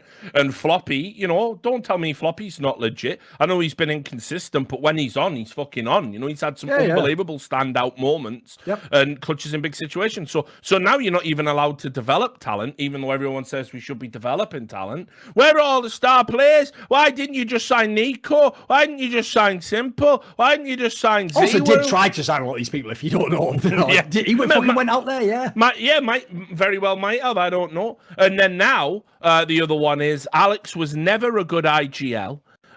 This one's mad, isn't it? Alex was never a good IGL and is completely unproven. And all he had to do was tell Zywu to go and kill people. Basically, the second Vitality got good with Apex as the IGL, that narrative already started to be crafted, I saw. I noticed that was an instant switch. Yeah, so it's just... It's just absolute nonsense what's going on. It's like, yes, is this a team that should instantly slot into the top 10? Well, of course not. This is a team that basically the win condition for this being a success is that everyone who has been signed develops and they end up becoming, better than what they are now. That's the reality. Or that somehow together, combined, they could be a great team without being, individual stars. Oh, those things are possible. Let me just throw some extra context people might not understand. Because listen, like I said, I can criticize this team all day long. Like, I do think some of the moves were a little bit too gamble. Some of them definitely were overpaid. But another thing I'll add in as well, and I know this from experience from what I said in the Flashpoint video about my experience basically being like a fucking amateur agent and GM for half a dozen fucking players, teams and orgs. Basically, here's one of the biggest problems in Counterstrike that fans and outsiders don't understand. People really think Counterstrike's only about money, right? What's weird about pro players is individually suddenly, when you hear the stories about them, all they seem to care about is money. But I believe that's just a young man's disease in the modern era, where the only thing that's cool to pretend to care about is fucking money, because it's all about swag and look at my money and my jewels and that. Like, people don't believe in saying, like, I just like the game and I want to be a top pro. But I'll tell you what's interesting. Even though they might make decisions based on money, the main driver of top players still is to play with other top players. So actually, people might not know this. It doesn't matter if you had twice what was paid for Nico when G2 bought him. He wouldn't have gone and joined NaVi, guys, with that lineup and just joined NaVi. Like, it wouldn't matter how much you pay them. So the problem Cloud9 also had was they were never able to get the really big names that attract the big names. So even if Nico and Cold Zero were on the table, even if Carrigan was, if all you had initially was like Mezzy and fucking Alex, or Alex and Washed Up Walks, like, at that point, those players won't take that gamble. They've got other options they can go to. So what people actually don't know is, if you could really know the behind the scenes of who Cloud9 were trying to get, and even some of them that were close, they tried to get a much better lineup than this. I agree they overpaid for the one they got in the end. I think they sort of panicked and probably should have just pulled out when it wasn't working. But I also get why they did that, though. This is the other part I can't handle with this. They also initially made the team with Kassad, one of the consensus best coaches in the world. So if, as you say, Richard, you're going to develop players, here's a guy who seems like he's done it. He's done it in other teams. So I even think that, like, you can say now it didn't work, but you can't say that it was a terrible premise at the beginning. Like, a lot of those aspects, like you say, like, there was a lot of wiggle room on this lineup. Come on. Yeah, and like I say, like, let's judge them, like, when, you know, and like, obviously, look, I'll be there laughing as well, like, if it all goes tits up, because the funny part to me isn't that the team fails. I'd feel immensely bad for the players. I'd even feel bad for the fans. I've never thought Cloud9 fans were that insufferable. Some of the best.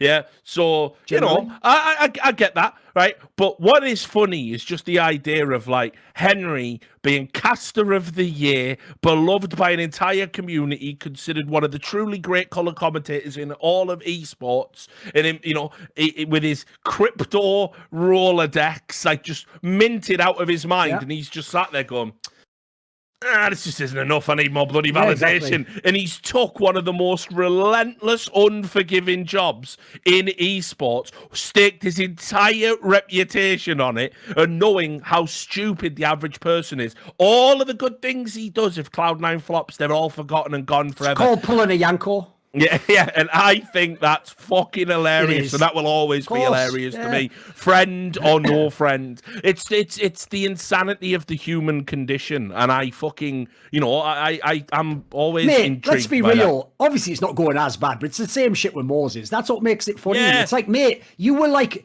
remember all these guys a few years ago when they were still up and coming or like just established? They were all mad and secure, like, oh well, I'll still be able to have this job in 3 years. Then it's like, you can't have the job forever. You're the best to ever do it, and they're like, I think I'll just change to a totally different field. You know what? Let me just push it. What? Now I can just keep the boulder at the top of the hill and not push it up again. I think I'm going to go push a different one up. Like, I agree. Yeah. It's such a mad... It's the same thing as it isn't. At least Yanko, by the way, can sort of take the banter. Because I even told Yanko both on camera and off camera many times, like, you cannot ever complain, Yanko, if they call you bad when you leave these teams if you didn't win, because you did this to yourself, mate. You took the nightmare fucking challenges. Yeah, of course. So it's going to have to be banter, of course. Of course, you know, and obviously, like, remember all the people I'm talking about here, Jason, Henry, Yanko. These people are legitimately loved, right? Like, these are people that are like legit mates. Like, would do anything for, you know. And it's like, yeah, it doesn't change. It doesn't change how ridiculous it was. And while we're speaking about this, let's also work in fucking the bald fraud. Although, guys, I've gone too far with that meme.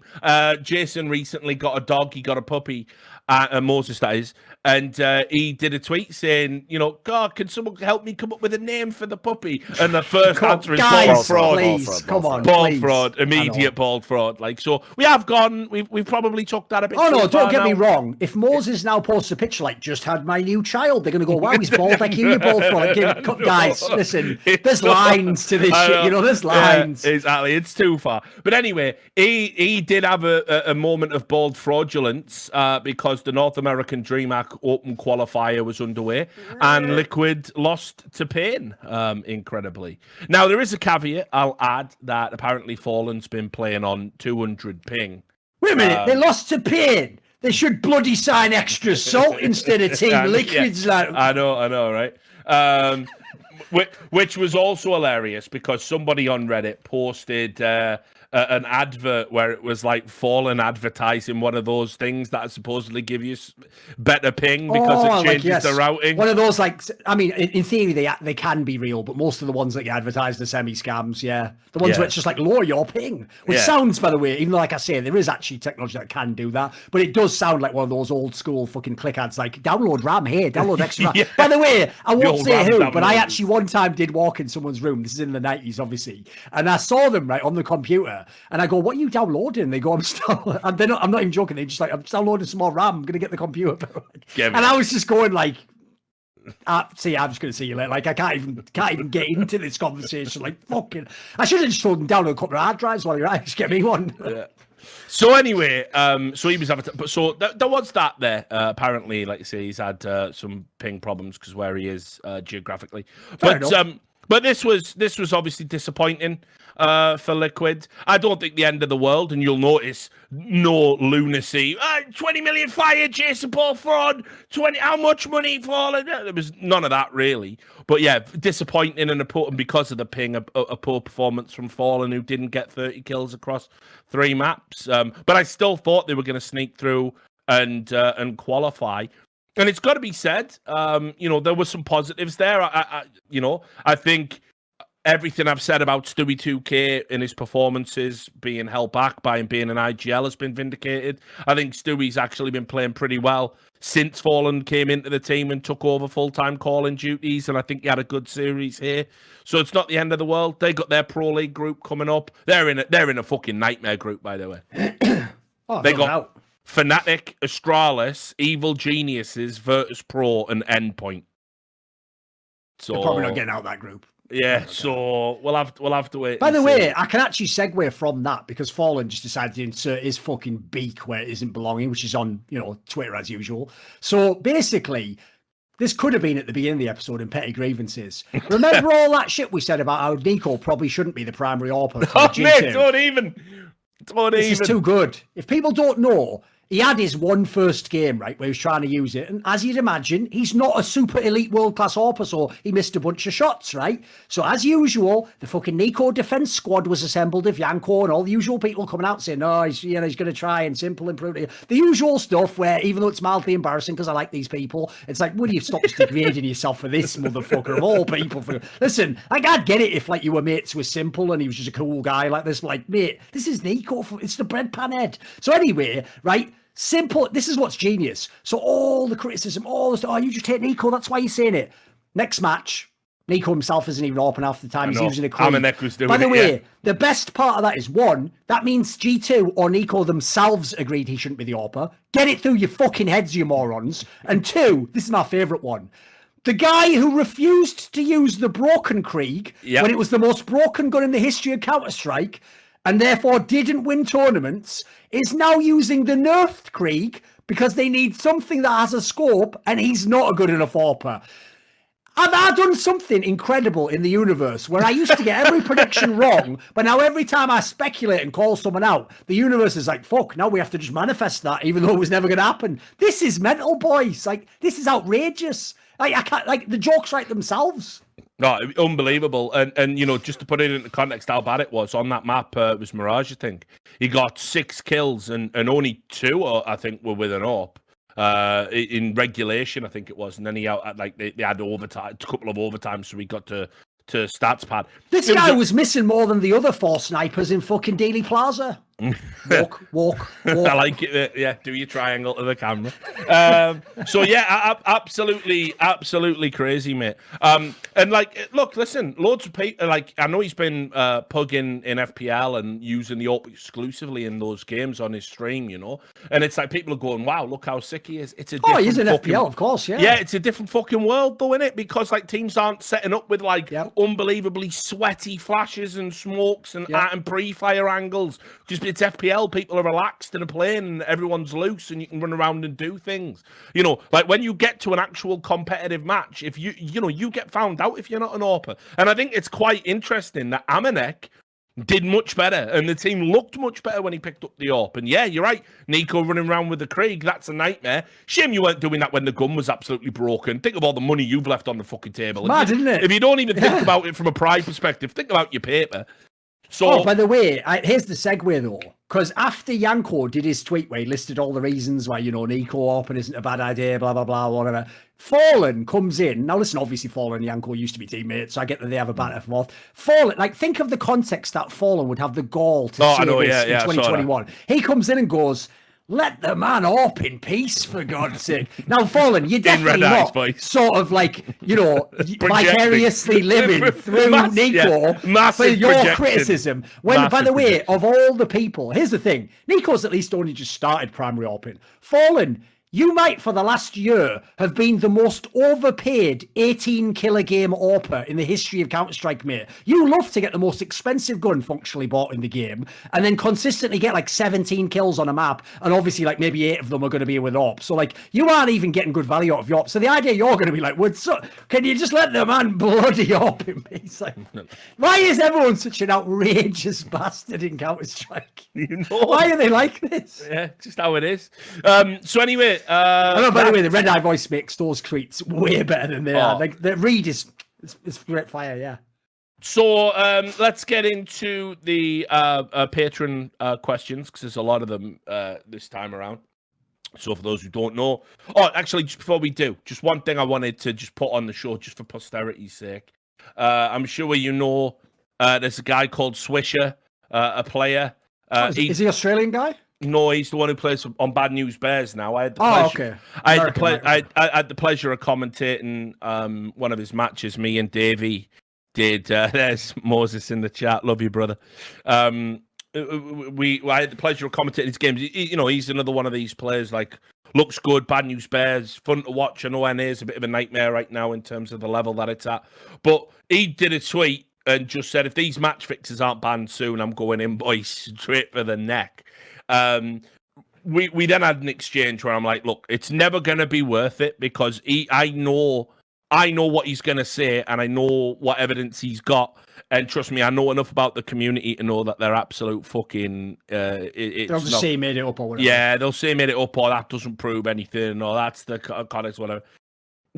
I know a lot of people have been getting frustrated because we've been promised this ESIC bombshell for months now. It was meant to be coming out end of last year. Here we are now, middle of fucking March 2021, no sign of it. I've been urging ESIC to make a statement, at least, to say where we are with the investigation. But I'll say this to any player: the best thing you can do right now, if you know anything or if you have any evidence, is go and cooperate with them, cooperate with journalists. There's a bunch of us behind the scenes that are all holding the fucking line. We've got material. It's not that we don't have it. It's that what we're trying to do is we want to make sure we get, we cut out as much of the cancer as possible. There are a bunch of people right now who think that they're immune. They think they've covered their tracks, and they haven't. And they've made it really fucking obvious. And with the powers ESIC has, and the access they have with the betting companies, because they're all partnered with them for integrity issues, these people are they're walking on thin ice. Now, I know what's pissed Swisher off is, some of the people that may or may not be in the investigation are getting invited to other qualifiers, and they're still being allowed to play. It's not even that some of them have just gone to Valorant. It's that some of them are still actively playing CS now and getting invites to qualifiers. It's immensely frustrating. And I would have rathered we did the, if ESIC were going to do the bans, I'd have rathered they'd done it in tiers. But the problem with that is, once you set a bunch of people first, then you have to get ready for their appeals and everything else. That's going to divide effort. And then once that happens, then obviously people know, oh, fucking hell, well, I was in a team with that fella, so I better start covering my tracks and all of this. Best thing to do is just hold the fucking line.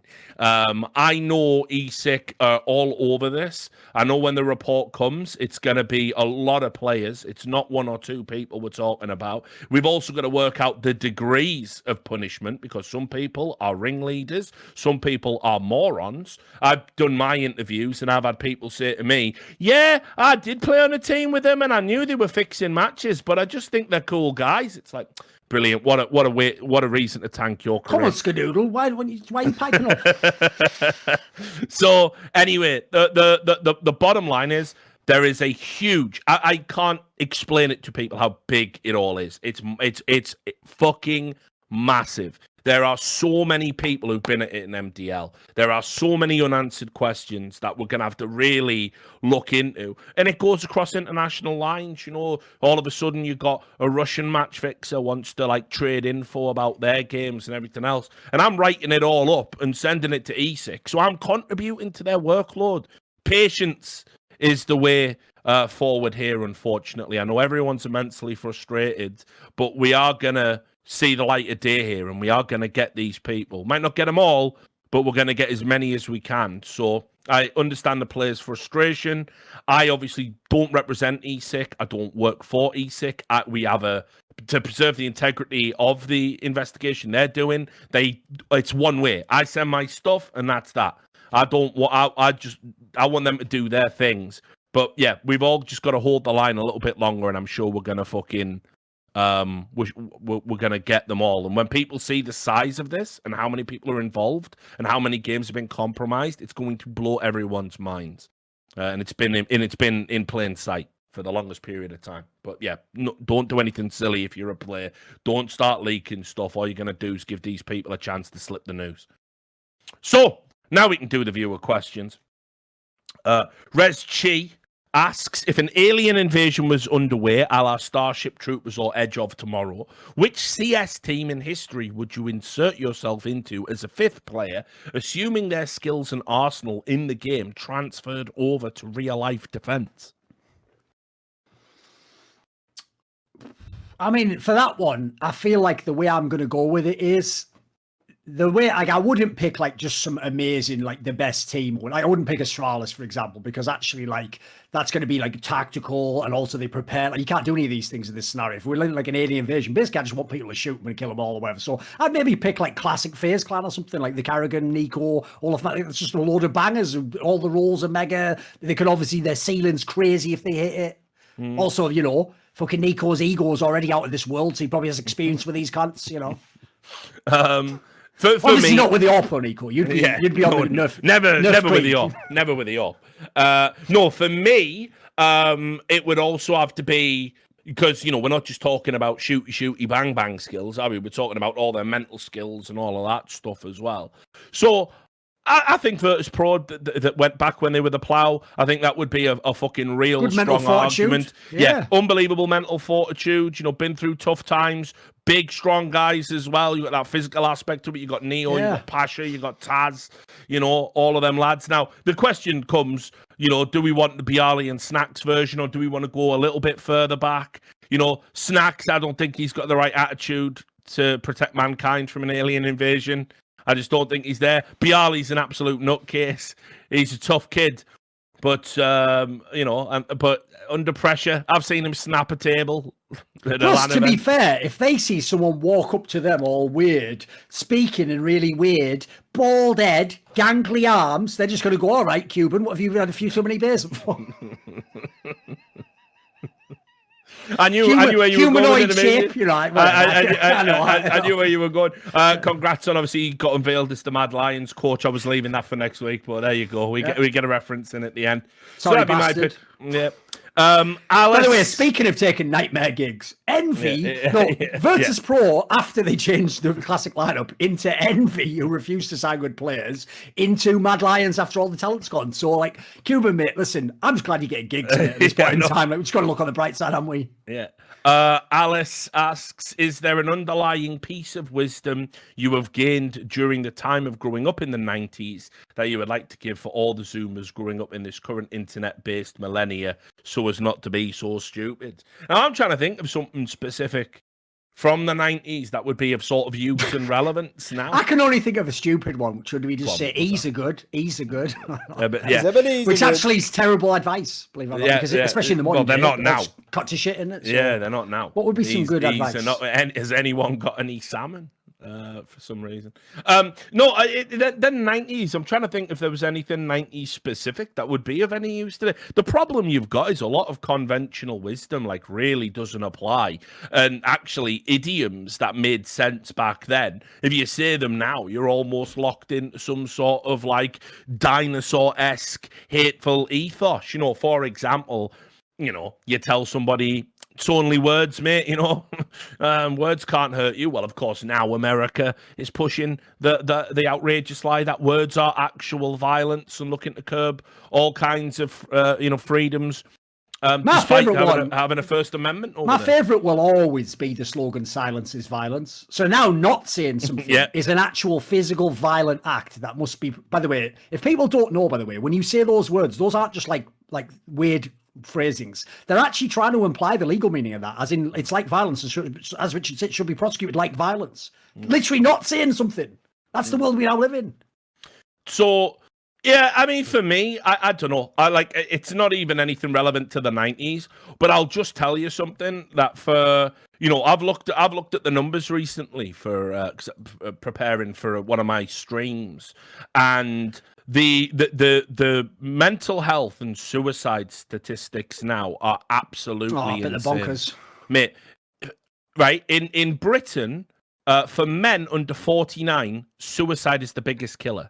Yep. So I was looking into that, and I was just thinking, that is a shocking statistic, and I'm utterly convinced social media, massive part of it, because there's, when I was growing up, when I was suffering with depression and all of that, there was a way to disconnect. At least you could find some little solitude, and you didn't escape into some shit a movie or a fucking game or an online shit, whatever. Of course. And unfortunately, because there's almost an addictive property to all of it. I mean, you have to understand. There was a documentary on Netflix where they interviewed all of the people behind the tech of Facebook, Twitter, Instagram. This is a pretty Snapchat. Interesting documentary. Where they literally said we made them the way that we made them because we knew it had addictive qualities. We knew it had a gamified quality. So, you would get dopamine off getting clicks and likes and retweets and engagement. And we made it like that quite deliberately. Now, when you consider that, and then you consider, it's been reported in the news by Weber, for instance, Facebook literally did unsolicited experiments on its user base to put depressing news in their feed to see if it would trigger a depressed response, so they could train an algorithm to spot people who were potentially suicidal before they got to that stage. This is fucking insane. That's some dystopian shit, isn't it? No, but not even Huxley could have come up with something like that. That's the madness. And so I'll say to everyone, and I genuinely mean this, and I know it probably seems ridiculous given what I do for a living and how we make this relationship between content creator and content consumer work. But if you have nothing to sell, just get off social media. If you don't need to be there and don't need to occupy that square, delete your Reddit accounts, delete your Twitter accounts, delete your Instagram, delete your Snap, or if you absolutely don't feel you can function in your social group without those things, get yourself a completely anonymous account and make sure you only engage with people you trust 100% through those apps. And I mean 100%. Because you know how many people I talk to, who are like, oh, I was on my friend's account and they've leaked something. Yeah, because they're not your friends, right? Only put people that you know would take a literal bullet for you on these accounts, and that is how you should operate. Because I've said it before, everyone I've talked to as well who's actually followed me up on this advice, they all say the same thing. I deleted Twitter, I started going out more, I feel loads better. I don't use Reddit anymore, I deleted my Facebook, I feel loads better. I've yet to hear someone go, I feel really fucked up and detached from the world. It's like, all social media is it's basically a pathway for all the worst shit about humanity to be beamed directly into your brain 24/7, all while a bunch of total strangers scream at you and tell you why your opinion about that awful shit is wrong, somehow makes you complicit and why you must be punished. It is also the vehicle through which they will punish you. Get rid of it all if you don't need it. If you need it for your business, keep it business. You'll feel loads better. I use Twitter a lot less now, and I feel loads better for that. And I think we're gonna look back in 10 years, and all of these mental health and suicide spikes we've seen It's all we're going to make the connection that social media and the way social media was affecting people's brains was. By the way, big I know that's the one area of that video I did where I was roasting the COD pros that I was actually entirely sincere about. It was not in any way a joke. I'm not joking. I believe there will be many Etika-style deaths of people who are personalities who just get mobbed constantly by morons, and it will just drive people over the edge. And I wasn't saying it like, boo-hoo, it's going to be me. Like, no, the worst thing is, I think to myself, mate, I'm a battle-tested veteran. What the fuck would it be like if, like someone's little cousin was the one in this spot who's 1 year in the industry? It'd be a nightmare. So I thought this up while you were answering that to try and come with some lines. Obviously, it's hard to come with some advice from the 90s. So here we go. I've got a banger for you here. Yeah. Right? From the classic 90s cult classic movie, The Crow, it's just one of the last lines in the movie where he just says it can't rain all the time. Yeah, that's great advice to go back to.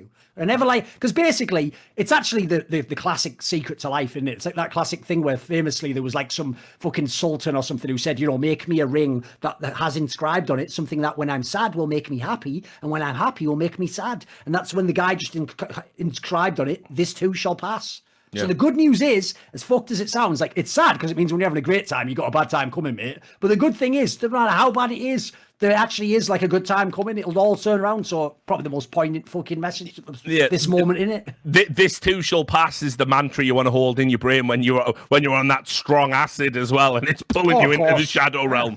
This too shall pass. So, yeah, very good advice. Next question. We've got the 8-pounder 420. Not sure how much Lamb of God you guys listen to. I'll be honest, not much. Almost nothing. But go give their song Overlord a peep and listen to it while reading the lyrics.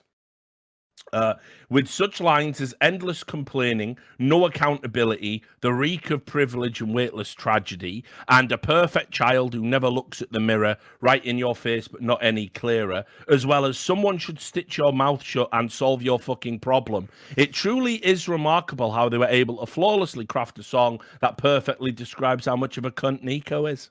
Not bad. That was well crafted. And also, the problem is because he's done that classic thing where it's like when they do those awkward things, like they're like reading out hip hop lyrics in like a fucking English literature class in America, like, I pop my gat in the hole. Like, the problem is, though, when you read it like that, obviously it just sounds like, oh, it's poetry or something. Like, I'm sure it sounds way sicker when it's like, the Rico privilege, like, I'm sure it sounds amazing. Yeah, great.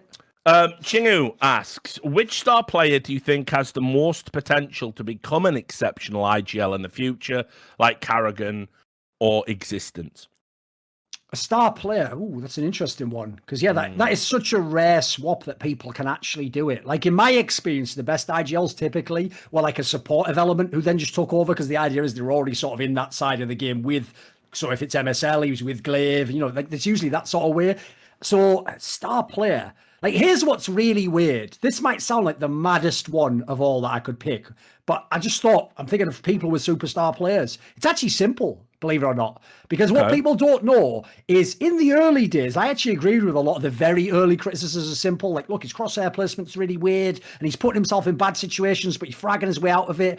I think personally, the last 2 to 2.5 years of Simple, I'm not joking, I almost think he's like mastered Counterstrike and completed the game, because when I've even watched his stream where he's explaining stuff, when he dies and he talks about what's happening around or how you should use a Molotov, or even conversations I've had with him in private, this guy is one of the only superstar players who seems to actually look at the game also like an IGL. Like, the others might be part of the meeting or something, but they're in their own little world, you know. That's why people like Nico are so out of touch. But actually, no joke, obviously this has to be in the future when his skills are maybe not as good, but Simple's mind, and especially like his work ethic, I think he could do it. I think he's one of the rare examples I'll give. I think he's got the mind, but like we've talked about on the show before, the problem is when it comes to being an IGL, it's not even so much about how smart you are as an IGL. It's that if you cannot get everyone else's buy-in and you can't get people to play for you and believe in the system, you will never be an effective IGL. Yes. And so that's where I see Simple's fatal flaw, because I think,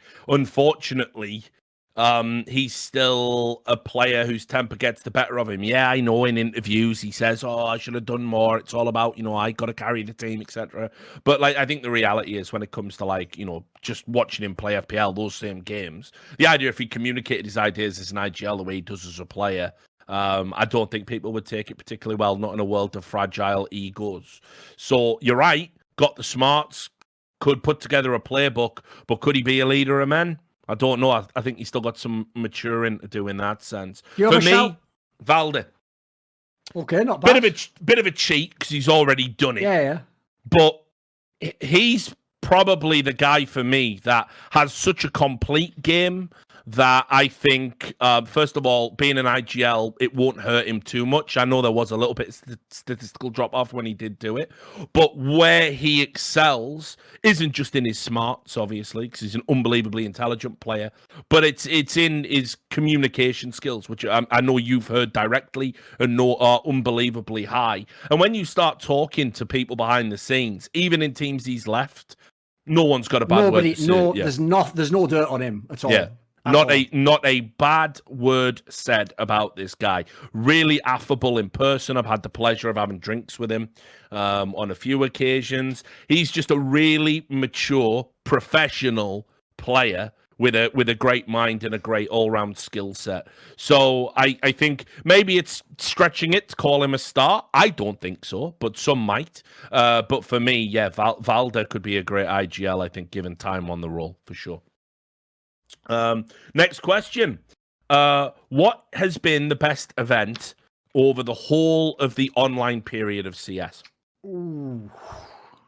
See, the reason that's hard is the main criticism I'd have of the online period is it made a DreamHack Open, if it had similar teams, feel like an IEM Katowice or an ESL Cologne. Like, the problem is they never really had the spectacle. So I don't actually feel like there was any tournament that ever came anywhere close to like a real Katowice, Cologne LAN or whatever. So for me, yeah, I'm not even sure, because I even think actually one of the weirdest things about the year was some of the tournaments in the online period. Like, for example, on paper, Blast Global Final should have been like maybe the biggest tournament of all. Like, the way you qualify into it, the prize money. But you know what? That just felt like another weekend tournament to me. It was like, oh, cool, they won like NaVi. And like, fuck, wait a minute, this is supposed to be like the epic tournament. So I'm actually struggling to think what it would be. What would be the best event? I'll try looking one. Do you have one?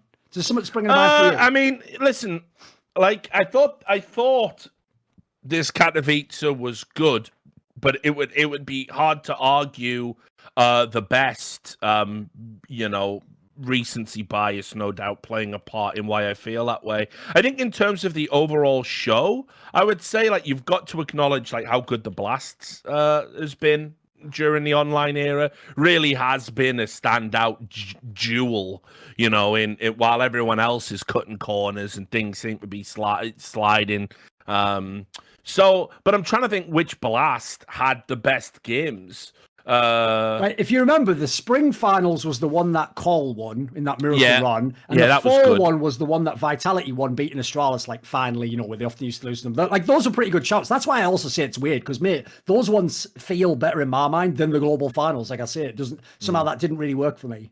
Yeah, so maybe Blast Fall. That's not a bad one. Yeah, I think that could be a good shout. I mean, I'm mainly thinking about it in sort of totality. So I'm thinking about it, from the broadcast, sure, the teams that were present and everything. But yeah, I mean, I really enjoyed the Katowice that we just had, purely and simply because it was a culmination of everything we've been talking about on this show for like the last 18 months. And hilariously, Sam and SEO, when they made all of the stats for the bot major, and we were watching the bot major, right, all these fucking games, and we're like, bloody hell, look at Virtus Pro, bloody hell, Gambit are winning it, are they? Look at this Malbs mad player, and all this.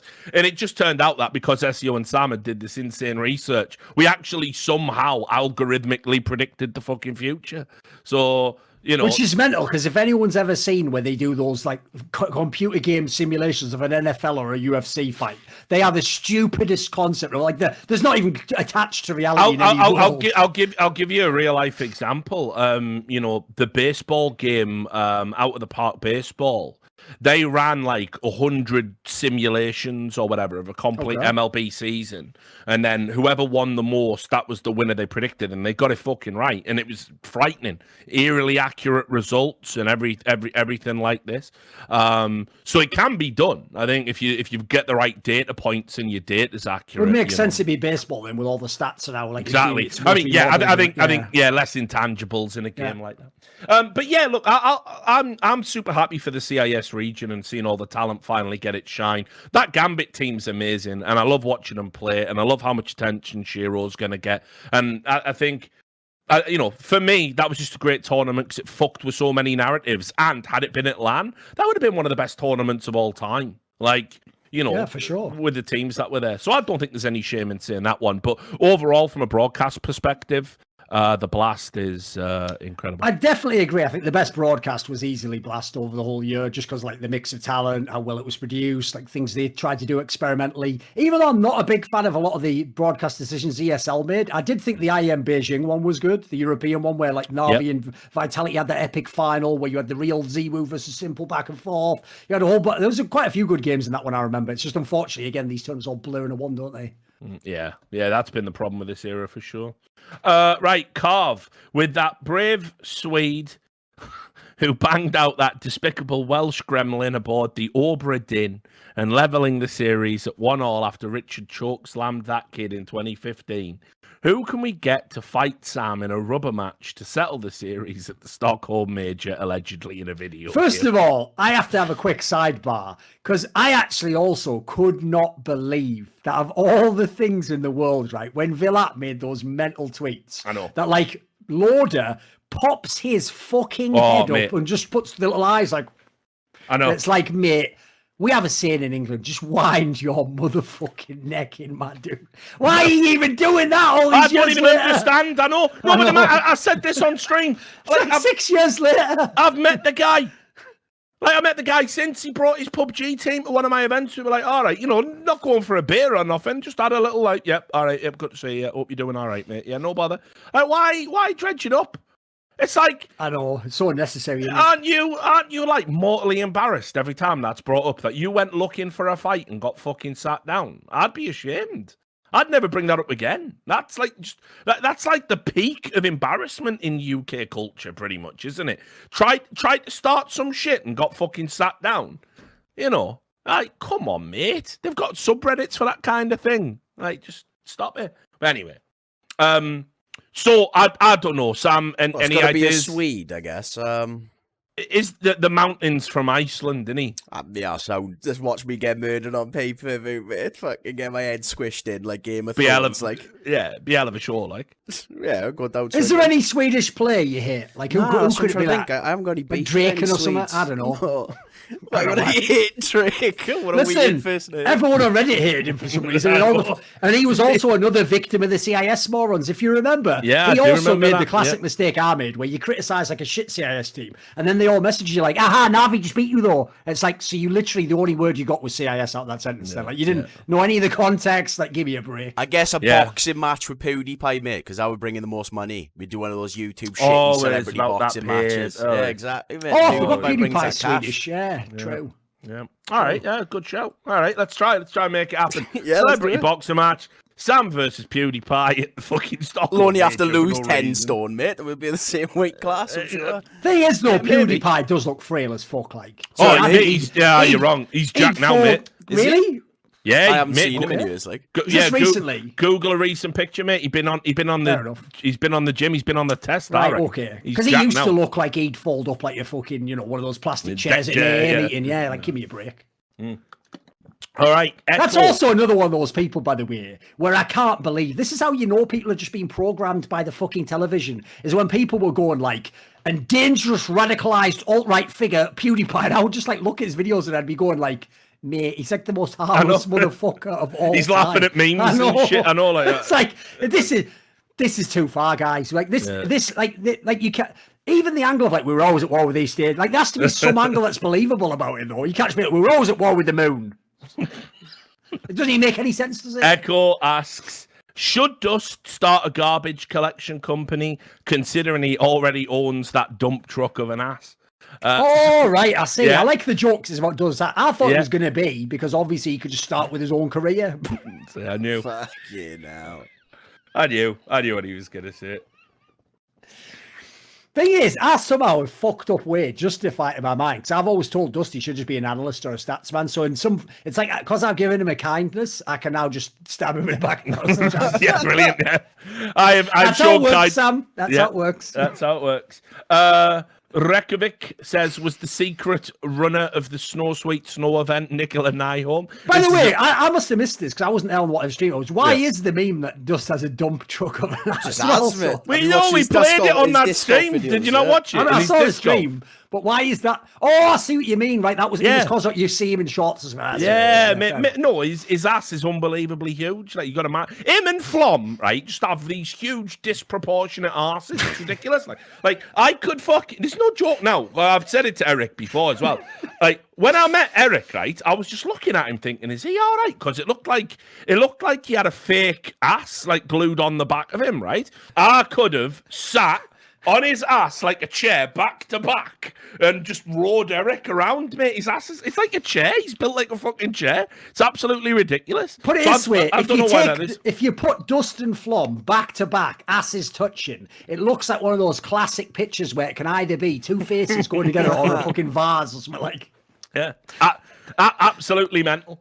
So anyway, and Rekovic there was the secret runner of the Sweet Snow event, Nicola Nyholm. That's in reference to my latest article I put out there. Obviously, there was a talent manager that was basically just grifting people out of money. You can go read that. It's my. By the way, maybe we'll get it on the next episode. There was something we didn't even bring up. That Astralis had the actual goal guys, the Astralis group, like the group that owns them, bragged about having slightly increased revenues for 2020, the same year where they asked people to not take time off work when they're medically exhausted and to give up some of their salary from League of Legends. Like, these people literally have no shame, everyone. Maybe we'll get to that in a future episode or something. Yeah, maybe. Norwegian Clamai says, after 3 years in the shadows, the legend is back. Broke-ass looking guy is taking on the Valorant scene with videos of people doing crisp, clean locks everywhere. He's talking about Dan M. He mentions the CSGO scene in the online era. I know the guy is cracked out of his mind, but how much does the CSGO and Valorant pro scene suffer from cheats, especially in the online era? There must be a higher risk of potential cheating now with no lands or question mark. I mean, the problem with that is, like, first of all, of all the people who've ever tried to make those videos, Dan N is clearly the most entertaining because he's actually funny. Yeah, first of all, he just was entertaining, and then secondly, obviously, he's unintentionally funny when he was being an idiot, wasn't he? So like that alone made it worth watching some of those. Like I used to love it when it was a pro I'm almost certain doesn't cheat. I'd be like, I can't fucking wait for this. Like, he's gonna have some hilarious clips in this. But with that said, like, the problem is this, right? I can go two ways on Valorant. On the one hand, I tell you what, I've seen like real life examples, even of top pros. Faker even played against one who were just literally doing scripting in League of Legends, like people on top ladder just blatantly hacking, like as in like Faker. This is why I saw the clip, because Faker, this is when he was like at his prime still, was like going even in lane in CS with someone who was using an actual script that can dodge every fucking ability and perfectly CS. So like, if anything, Faker somehow uses being cheated against to be like, oh sorry, I hadn't actually noticed you were cheating, I thought you were just perfect like me. Like, that's how ridiculous this kind of is. But okay, then the other one is this. The problem is this though, even though I say then, you know, I've heard like there is cheating in League of Legends, wasn't the whole thing everyone hated about Valorant for the first 3 months that the anti-cheat essentially required you to like give them like remote access to your granddad's PC and everyone who you ever used PC, so they could just read every single thing you ever hit a keystroke of. So if anything, surely Valorant should actually be more secure than CSGO. I'm off base for that. I don't play it, so I don't know. Yeah, I mean, look, so it's definitely got a, I mean, look, I don't even want to call it a cheating problem, because like we say over in CS, we got a cheating problem. And I would say definitely based on what I've seen recently, you're certainly more likely to encounter a cheater in Counterstrike than you are in Valorant. But to the degrees of what those margins are, unfortunately, all the statistical evidence gets pushed back from people with their anecdotal evidence. So I think it was the Valve guy, is it John McDonald or whatever his name is? He did a tweet where he basically said like, you will definitely encounter at least one cheater in your first 40 games as a Counter-Strike. Right, fair enough. That's the average, which is way lower than what Reddit, of course, is. Yeah, again, it's just all anecdotal evidence, isn't it? But then again, you know, like when you look at some of the numbers of percentage of VAC banned accounts, you know, in global, you know, it was something like fucking 28%. That's so like, listen, other games do a bad job with the top level for pros, but Valve, the idea that global elite players 28% are banned for VAC ban, like that is actually ludicrous, even just on the face of it. We don't even have to go into that. So you know, I mean, now again, So that was compiled using one of these fucking plugins that people like to use now, VAC Detector, which is basically like a panacea for the mind, because you're convinced someone's cheating, so you get to see if they get VAC banned. I knew it. No guarantee they were even cheating in that game at that time, but it makes you feel better, so whatever. And look, I just think there's like a big problem around cheating in Counterstrike, in the sense that I see so many people throw out just loose talk allegations where it's absolute bullshit, and it's about you and not about the other player. Think about how the game, you don't even see the game accurately on your screen compared to what they might be seeing. Dude, and all as that. soon as they made those videos that show when someone does the like Ferrari peek around a corner, that to you it looks like he never came on your screen, but to him he was like fully out and saw you for like 3 seconds. Like, as soon as you see those videos and you remember that, like, at least half the times I think I'm getting cheated, I go, actually, it's probably just the fucking weird way the game shows the models, isn't it? Half these people as well are in, like, the middle of the pack, where if you look at the numbers for cheating, they're in the rank that, the cheaters past it, doing low level, exactly. Yep. So, I think Valve have done a good job with the trust factor. Clearly, they're training Overwatch at the moment. If you've ever watched an Overwatch case lately, it's all spin botters, and I think this is all feeding into the VACnet AI training. Right. I think we will see a significant development in Valve anti-cheat either this year or the start of next. But Valorant in general, the feedback is that their anti-cheat measures are good. I don't buy it for a second.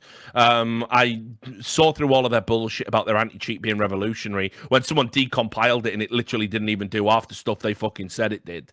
And then on top of that, we've had situations where they banned a top-level Turkish player recently, but usually when you get banned for cheating by Riot, they ban you indefinitely.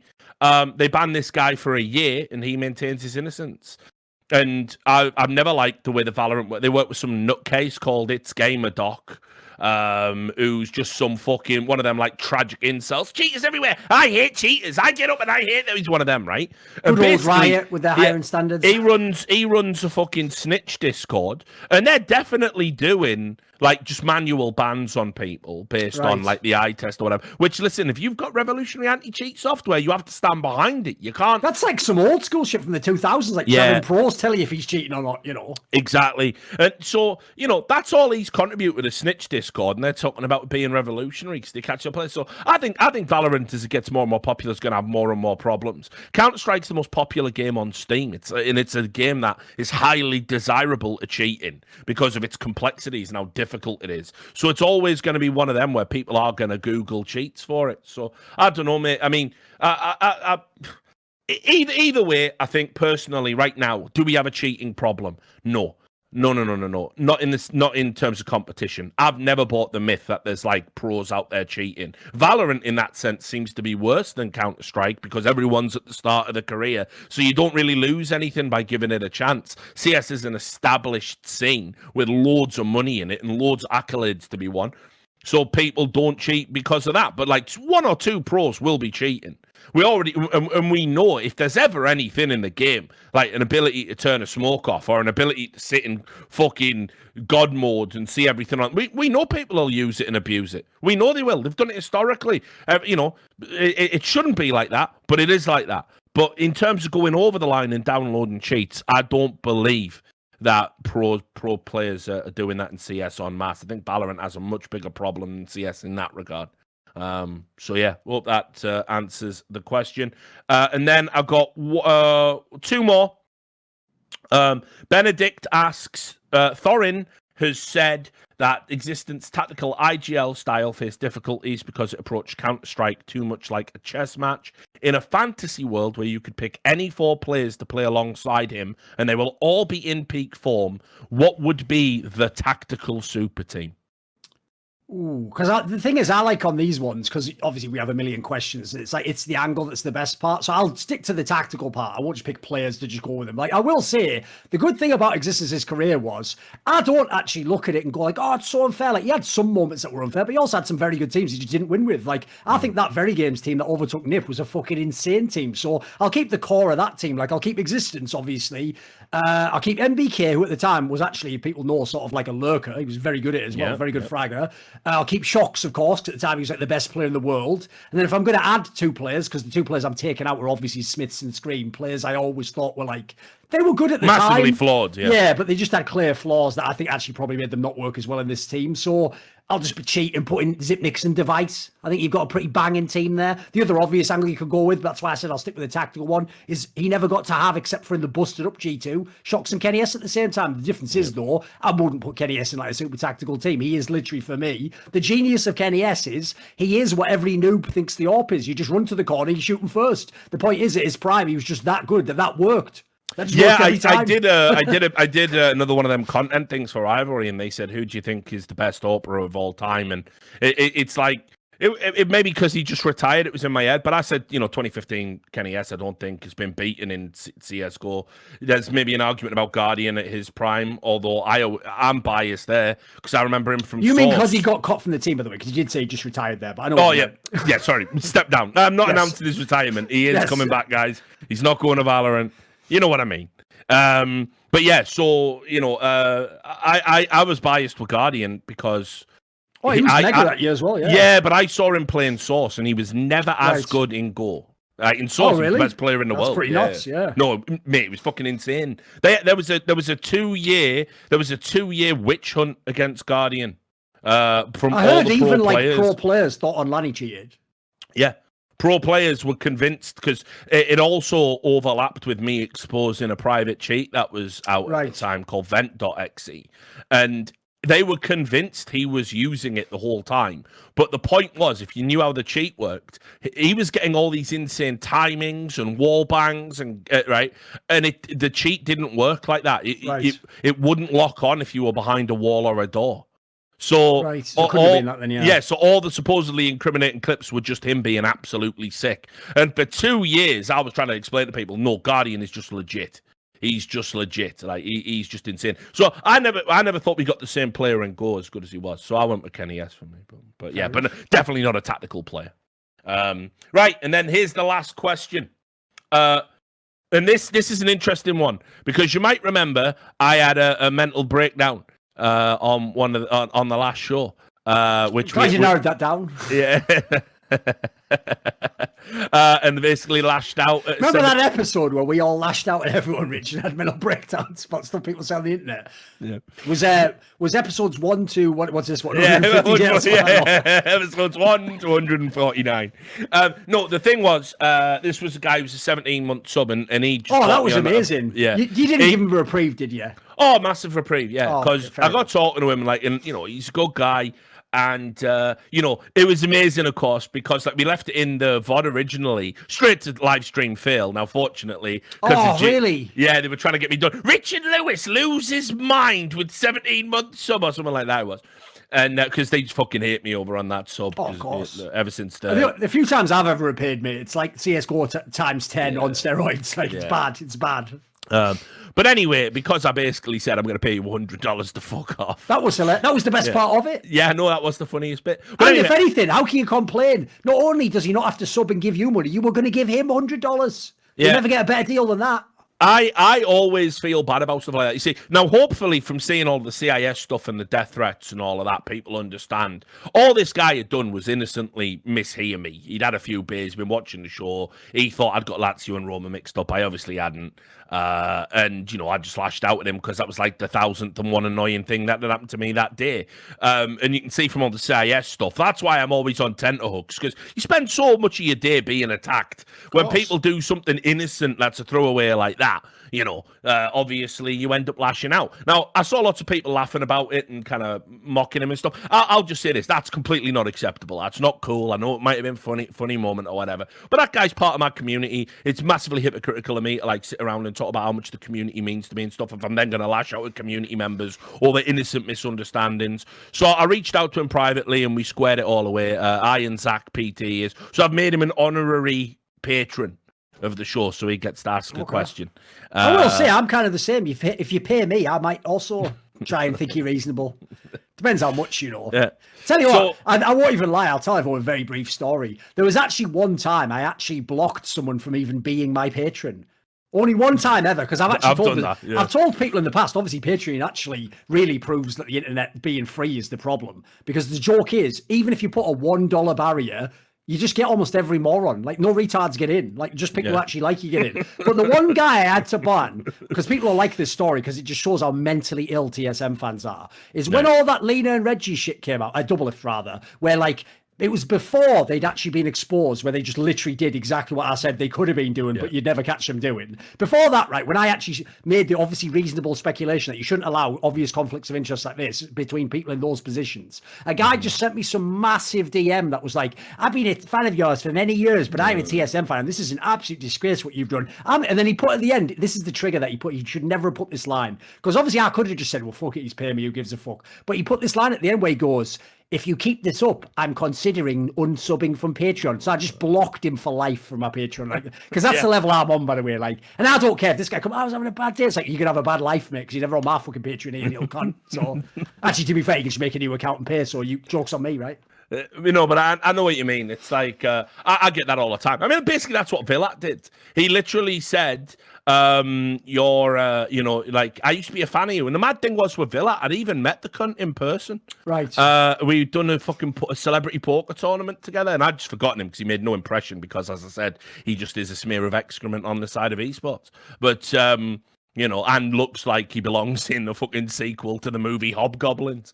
But anyway. Do appreciate that everything he's ever done is involved with gambling somehow. Yeah, incredible, really, isn't it? So anyway, he said, I used to be a fan, but this is like, why is always the one opinion? Like, why is always the one opinion that utterly makes you, like, I can never be a fan of you ever again because of this one opinion? Like, but you loved all the other opinions, did you? You loved all the other work. You loved all that content. Massive fan of me, were you? But this one opinion's fucking broke you, has it? Like, fucking sort your head out. But anyway, so his question is this. It's a nice one. It's a flattering one.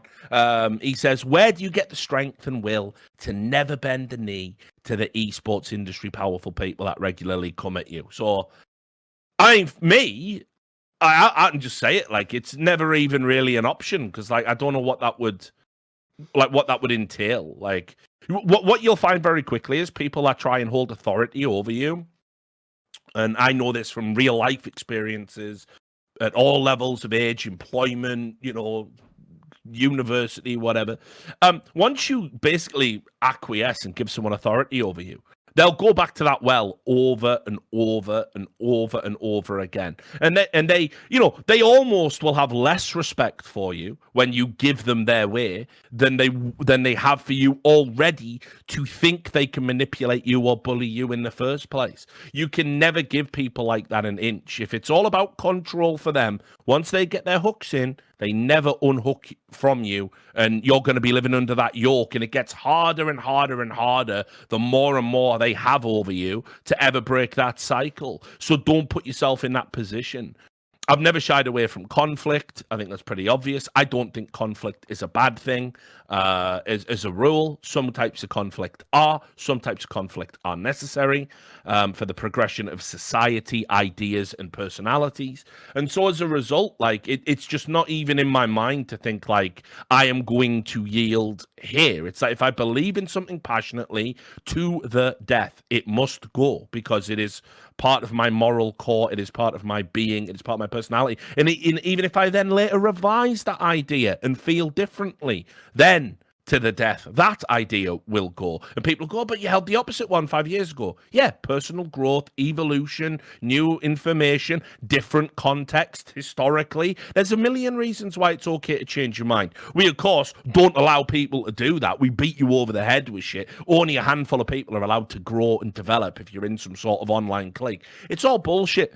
So at the end of the day, you say what you say, you believe what you believe, you know the bad guys are, and you must stand up against them, or what is the point of existence?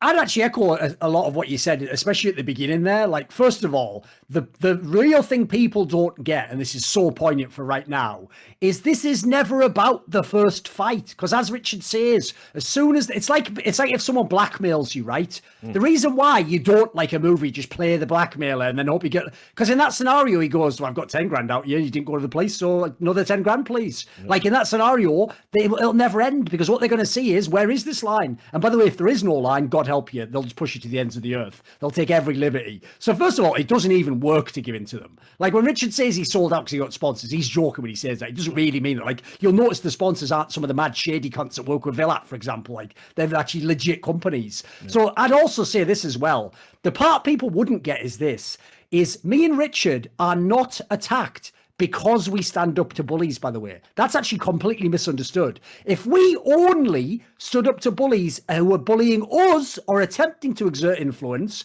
nobody in the scene would attack us. Nobody. In fact, every owner, TO, would kiss our fucking arse because they'd be scared. The reason they attack us is because we then go one step further and go, well, if I'm going to stand up for myself, I'll stand up for this staff cunt who can't stand up. So when you do that, that's what these guys hate. When they realize, wait, and he's going to take away the easy pickings I could go and exploit. That's when they have to go at you, because then you are just fucking with their livelihood in that scenario. So, like, if people don't realize that, yeah, like you say, it's basically just a way of life, isn't it? It's not just like, oh, this one issue. It's like, you just never give in to cunts. Because it's like, I'll give you a great story. I won't say who it is in the industry, but you know them. Basically, there was someone else who also calls out companies they've worked with that are being fucked. And someone said the stupid fucking, like, beta 20 IQ take of, like, you're burning your bridges, though. Why would anyone hire you? And all he said was this. Well, just hire me because you're not corrupt and you don't plan on exploiting people.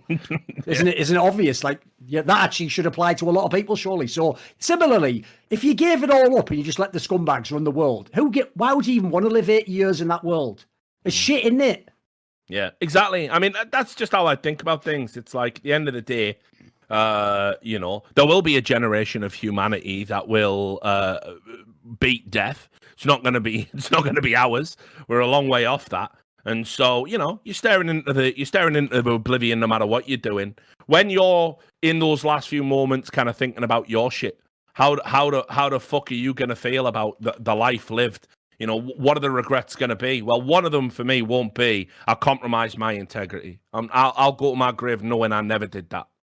And that has to be a reasonable aspiration for most people that want to live good lives.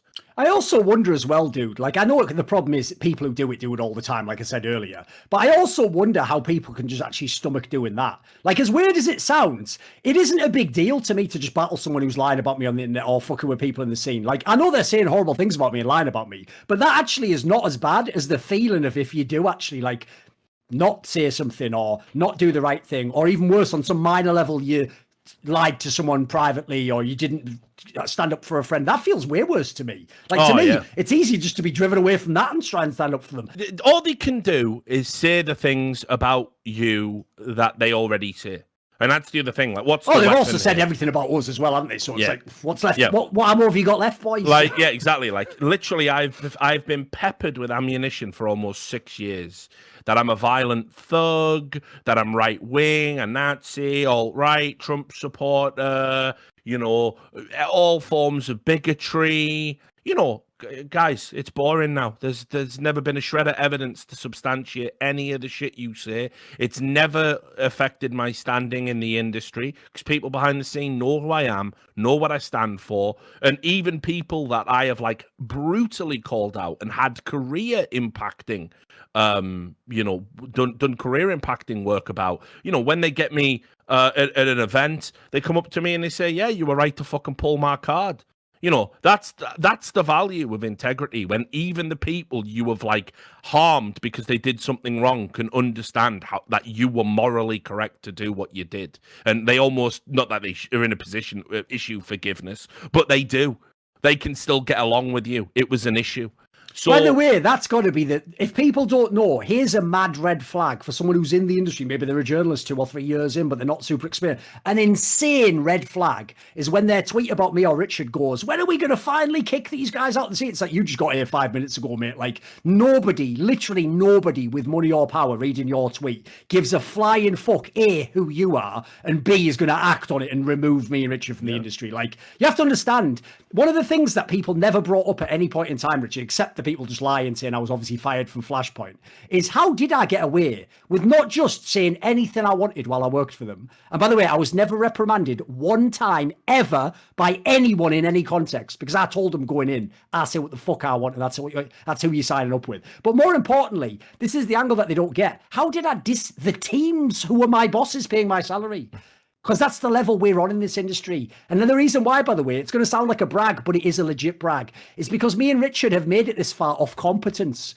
So there's too many people in esports who right now, it's too useful for people like me and Richard to work, and they're going to need you know what? The same guy, like Richard's saying, who Richard has to blast today because they've made a shit team or they fucked a player over, he knows 2 years from now, he might be the guy where no one will defend him and he's in the right finally, and he's going to need somebody who will stand up. So that's when he's going to need Richard and me. It's the reason why the best example ever, in my opinion, of why people should never say you burn your bridges when they don't know, is a story I've told before. I insulted Reginald thousands of times because of the things he did and said about me. And this motherfucker was calling me while I was on my vacation in fucking Asia. Now, that just shows that, like, everyone gets to a point where if they can recognize the competence and they're not a total cunt, they can overcome the minor issues. Like, people blow off the dramas way too much out of fucking whack anyway. Like, some of that shit's not even brought up when you meet them in person, by the way. Like, you ever go to those esports awards, half the people who hate you just shake your hand and go, hello, love your work or whatever. Like, you only realise it. Who the fuck was that? Like, you know, some conflict. But you know, and just to end it there, that's the key component. Like, I'll take up with people even if it's like deeply unpopular, if there's an injustice being done to them, even if they themselves have perpetrated injustices in the past. I mean, one of the things I see a lot in this industry in particular, and just in social media and the internet culture in general, is this idea of karma. So if somebody's done something unfair and then a fate befalls them that is as equally unfair, people go, well, that's just karma coming around to get you. No, it's another injustice, and you should be outraged and disgusted. You shouldn't just say, well, bad things happening to bad people, that's all right. No, bad things happening to bad people isn't all right. I don't see it that way. So, yeah, I mean, it's often been the case. There have been people I've called out, and then you have to stand shoulder to shoulder with them on an issue because it's the right thing to do. And you know, it's not a nice feeling, but if somebody is innocent of something, they don't deserve to be convicted for it. You know, even if it does, in your mind, karmically fix the world. So I think that's why I can't speak for you. I think one of the reasons I get so much leeway, if you want to call it that, with all these people is, you know, people I call out on my podcasts, on my videos, in my articles, you know, they might call me up in 3 months and they might have a situation and I'm the only guy they trust to get the truth out there or to do some digging into it. And so that's the price for that is you must allow me to honestly critique you when you're in the wrong, you know, or pull your little, pull your bullshit. That's it. That's a small price to pay, I think. So, yeah, you know. But anyway, there we go. All the questions, all the show, we're all caught up. The next one will be episode 150. I don't know. Might do something special for it. It's technically 190 because we did 40 episodes of the Alpha Draft one back then. So we're closing in on 200 episodes of the podcast. Good. Yeah, not bad. That might be, I wouldn't actually, that might be a record for like most fucking podcasts in a series beyond like fucking Day 9 Daily or whatever the fuck you used to do every day. Like that might be a record, mate.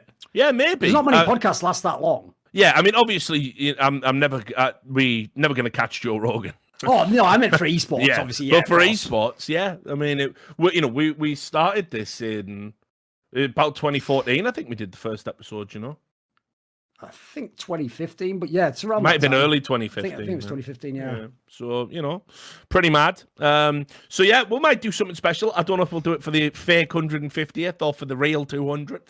Who knows? We'll wait and see. But yeah, we should do something special. Anyway, what is special? Probably have on Overdrive, fucking Villat. Just have a look. He's another mad cunt. Him. Like for some reason, he keeps tweeting about how I suck DK's dick, and like there's a lot of. I've never understood that guy in general though, because if people don't know, the weirdest thing about him is the most famous thing about him. I know now it's clout chasing, but it was actually when he made all those nostalgia mix teams where it would always be him, a shit semi-pro player, and then a bunch of like really good pros. And obviously the story, which makes a lot of sense, is he was just someone who had money and he could pay these players to the event and they would play with him, right? What's weird is he would even always deny that and be like, that's not even true. As though these guys are like saying, as though like Kenny S and Neo go, you know what? For our 5th, should we take, any pro, because they'd all play with us, good legends. You know what? You know that shit old player from 1.6 who was never good called Overdrive, Russian, can barely speak. Yeah, just big him. He's just a cool guy, isn't it? Like, just beggars belief. So that guy's just a weird guy anyway, mate.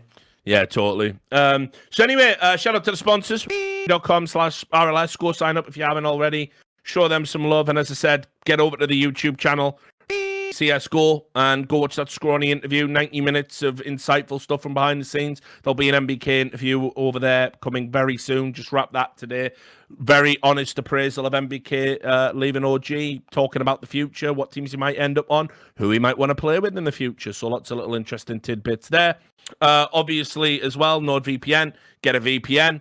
And you get 70% off if you use my referral code nordvpn.com/RLS. And of course, our patrons, $100 patrons, the legend, Jerky's Minion, Benedict, Zarathenia, Cathal, Flacksmith, J Dubs, Hannah Maru Alice, Tobias Bernasconi, Carve, Marcus Kiyumpa, and our $50 patrons, A Rama, Norwegian Clamai, Bacon, Goody Woody, Gerhan Kaya, Lonnie, Fursock, Elon, Echo, Rez, Miss Alcoholic, BP420, Watch George, Reykjavik on Steam, Manuel Stockley, Benakagi, Alex C, and Sard Sawar. Thanks to everyone who tuned in, all the subs and generosity. We'll see you sometime next week, and until then, take care of yourselves.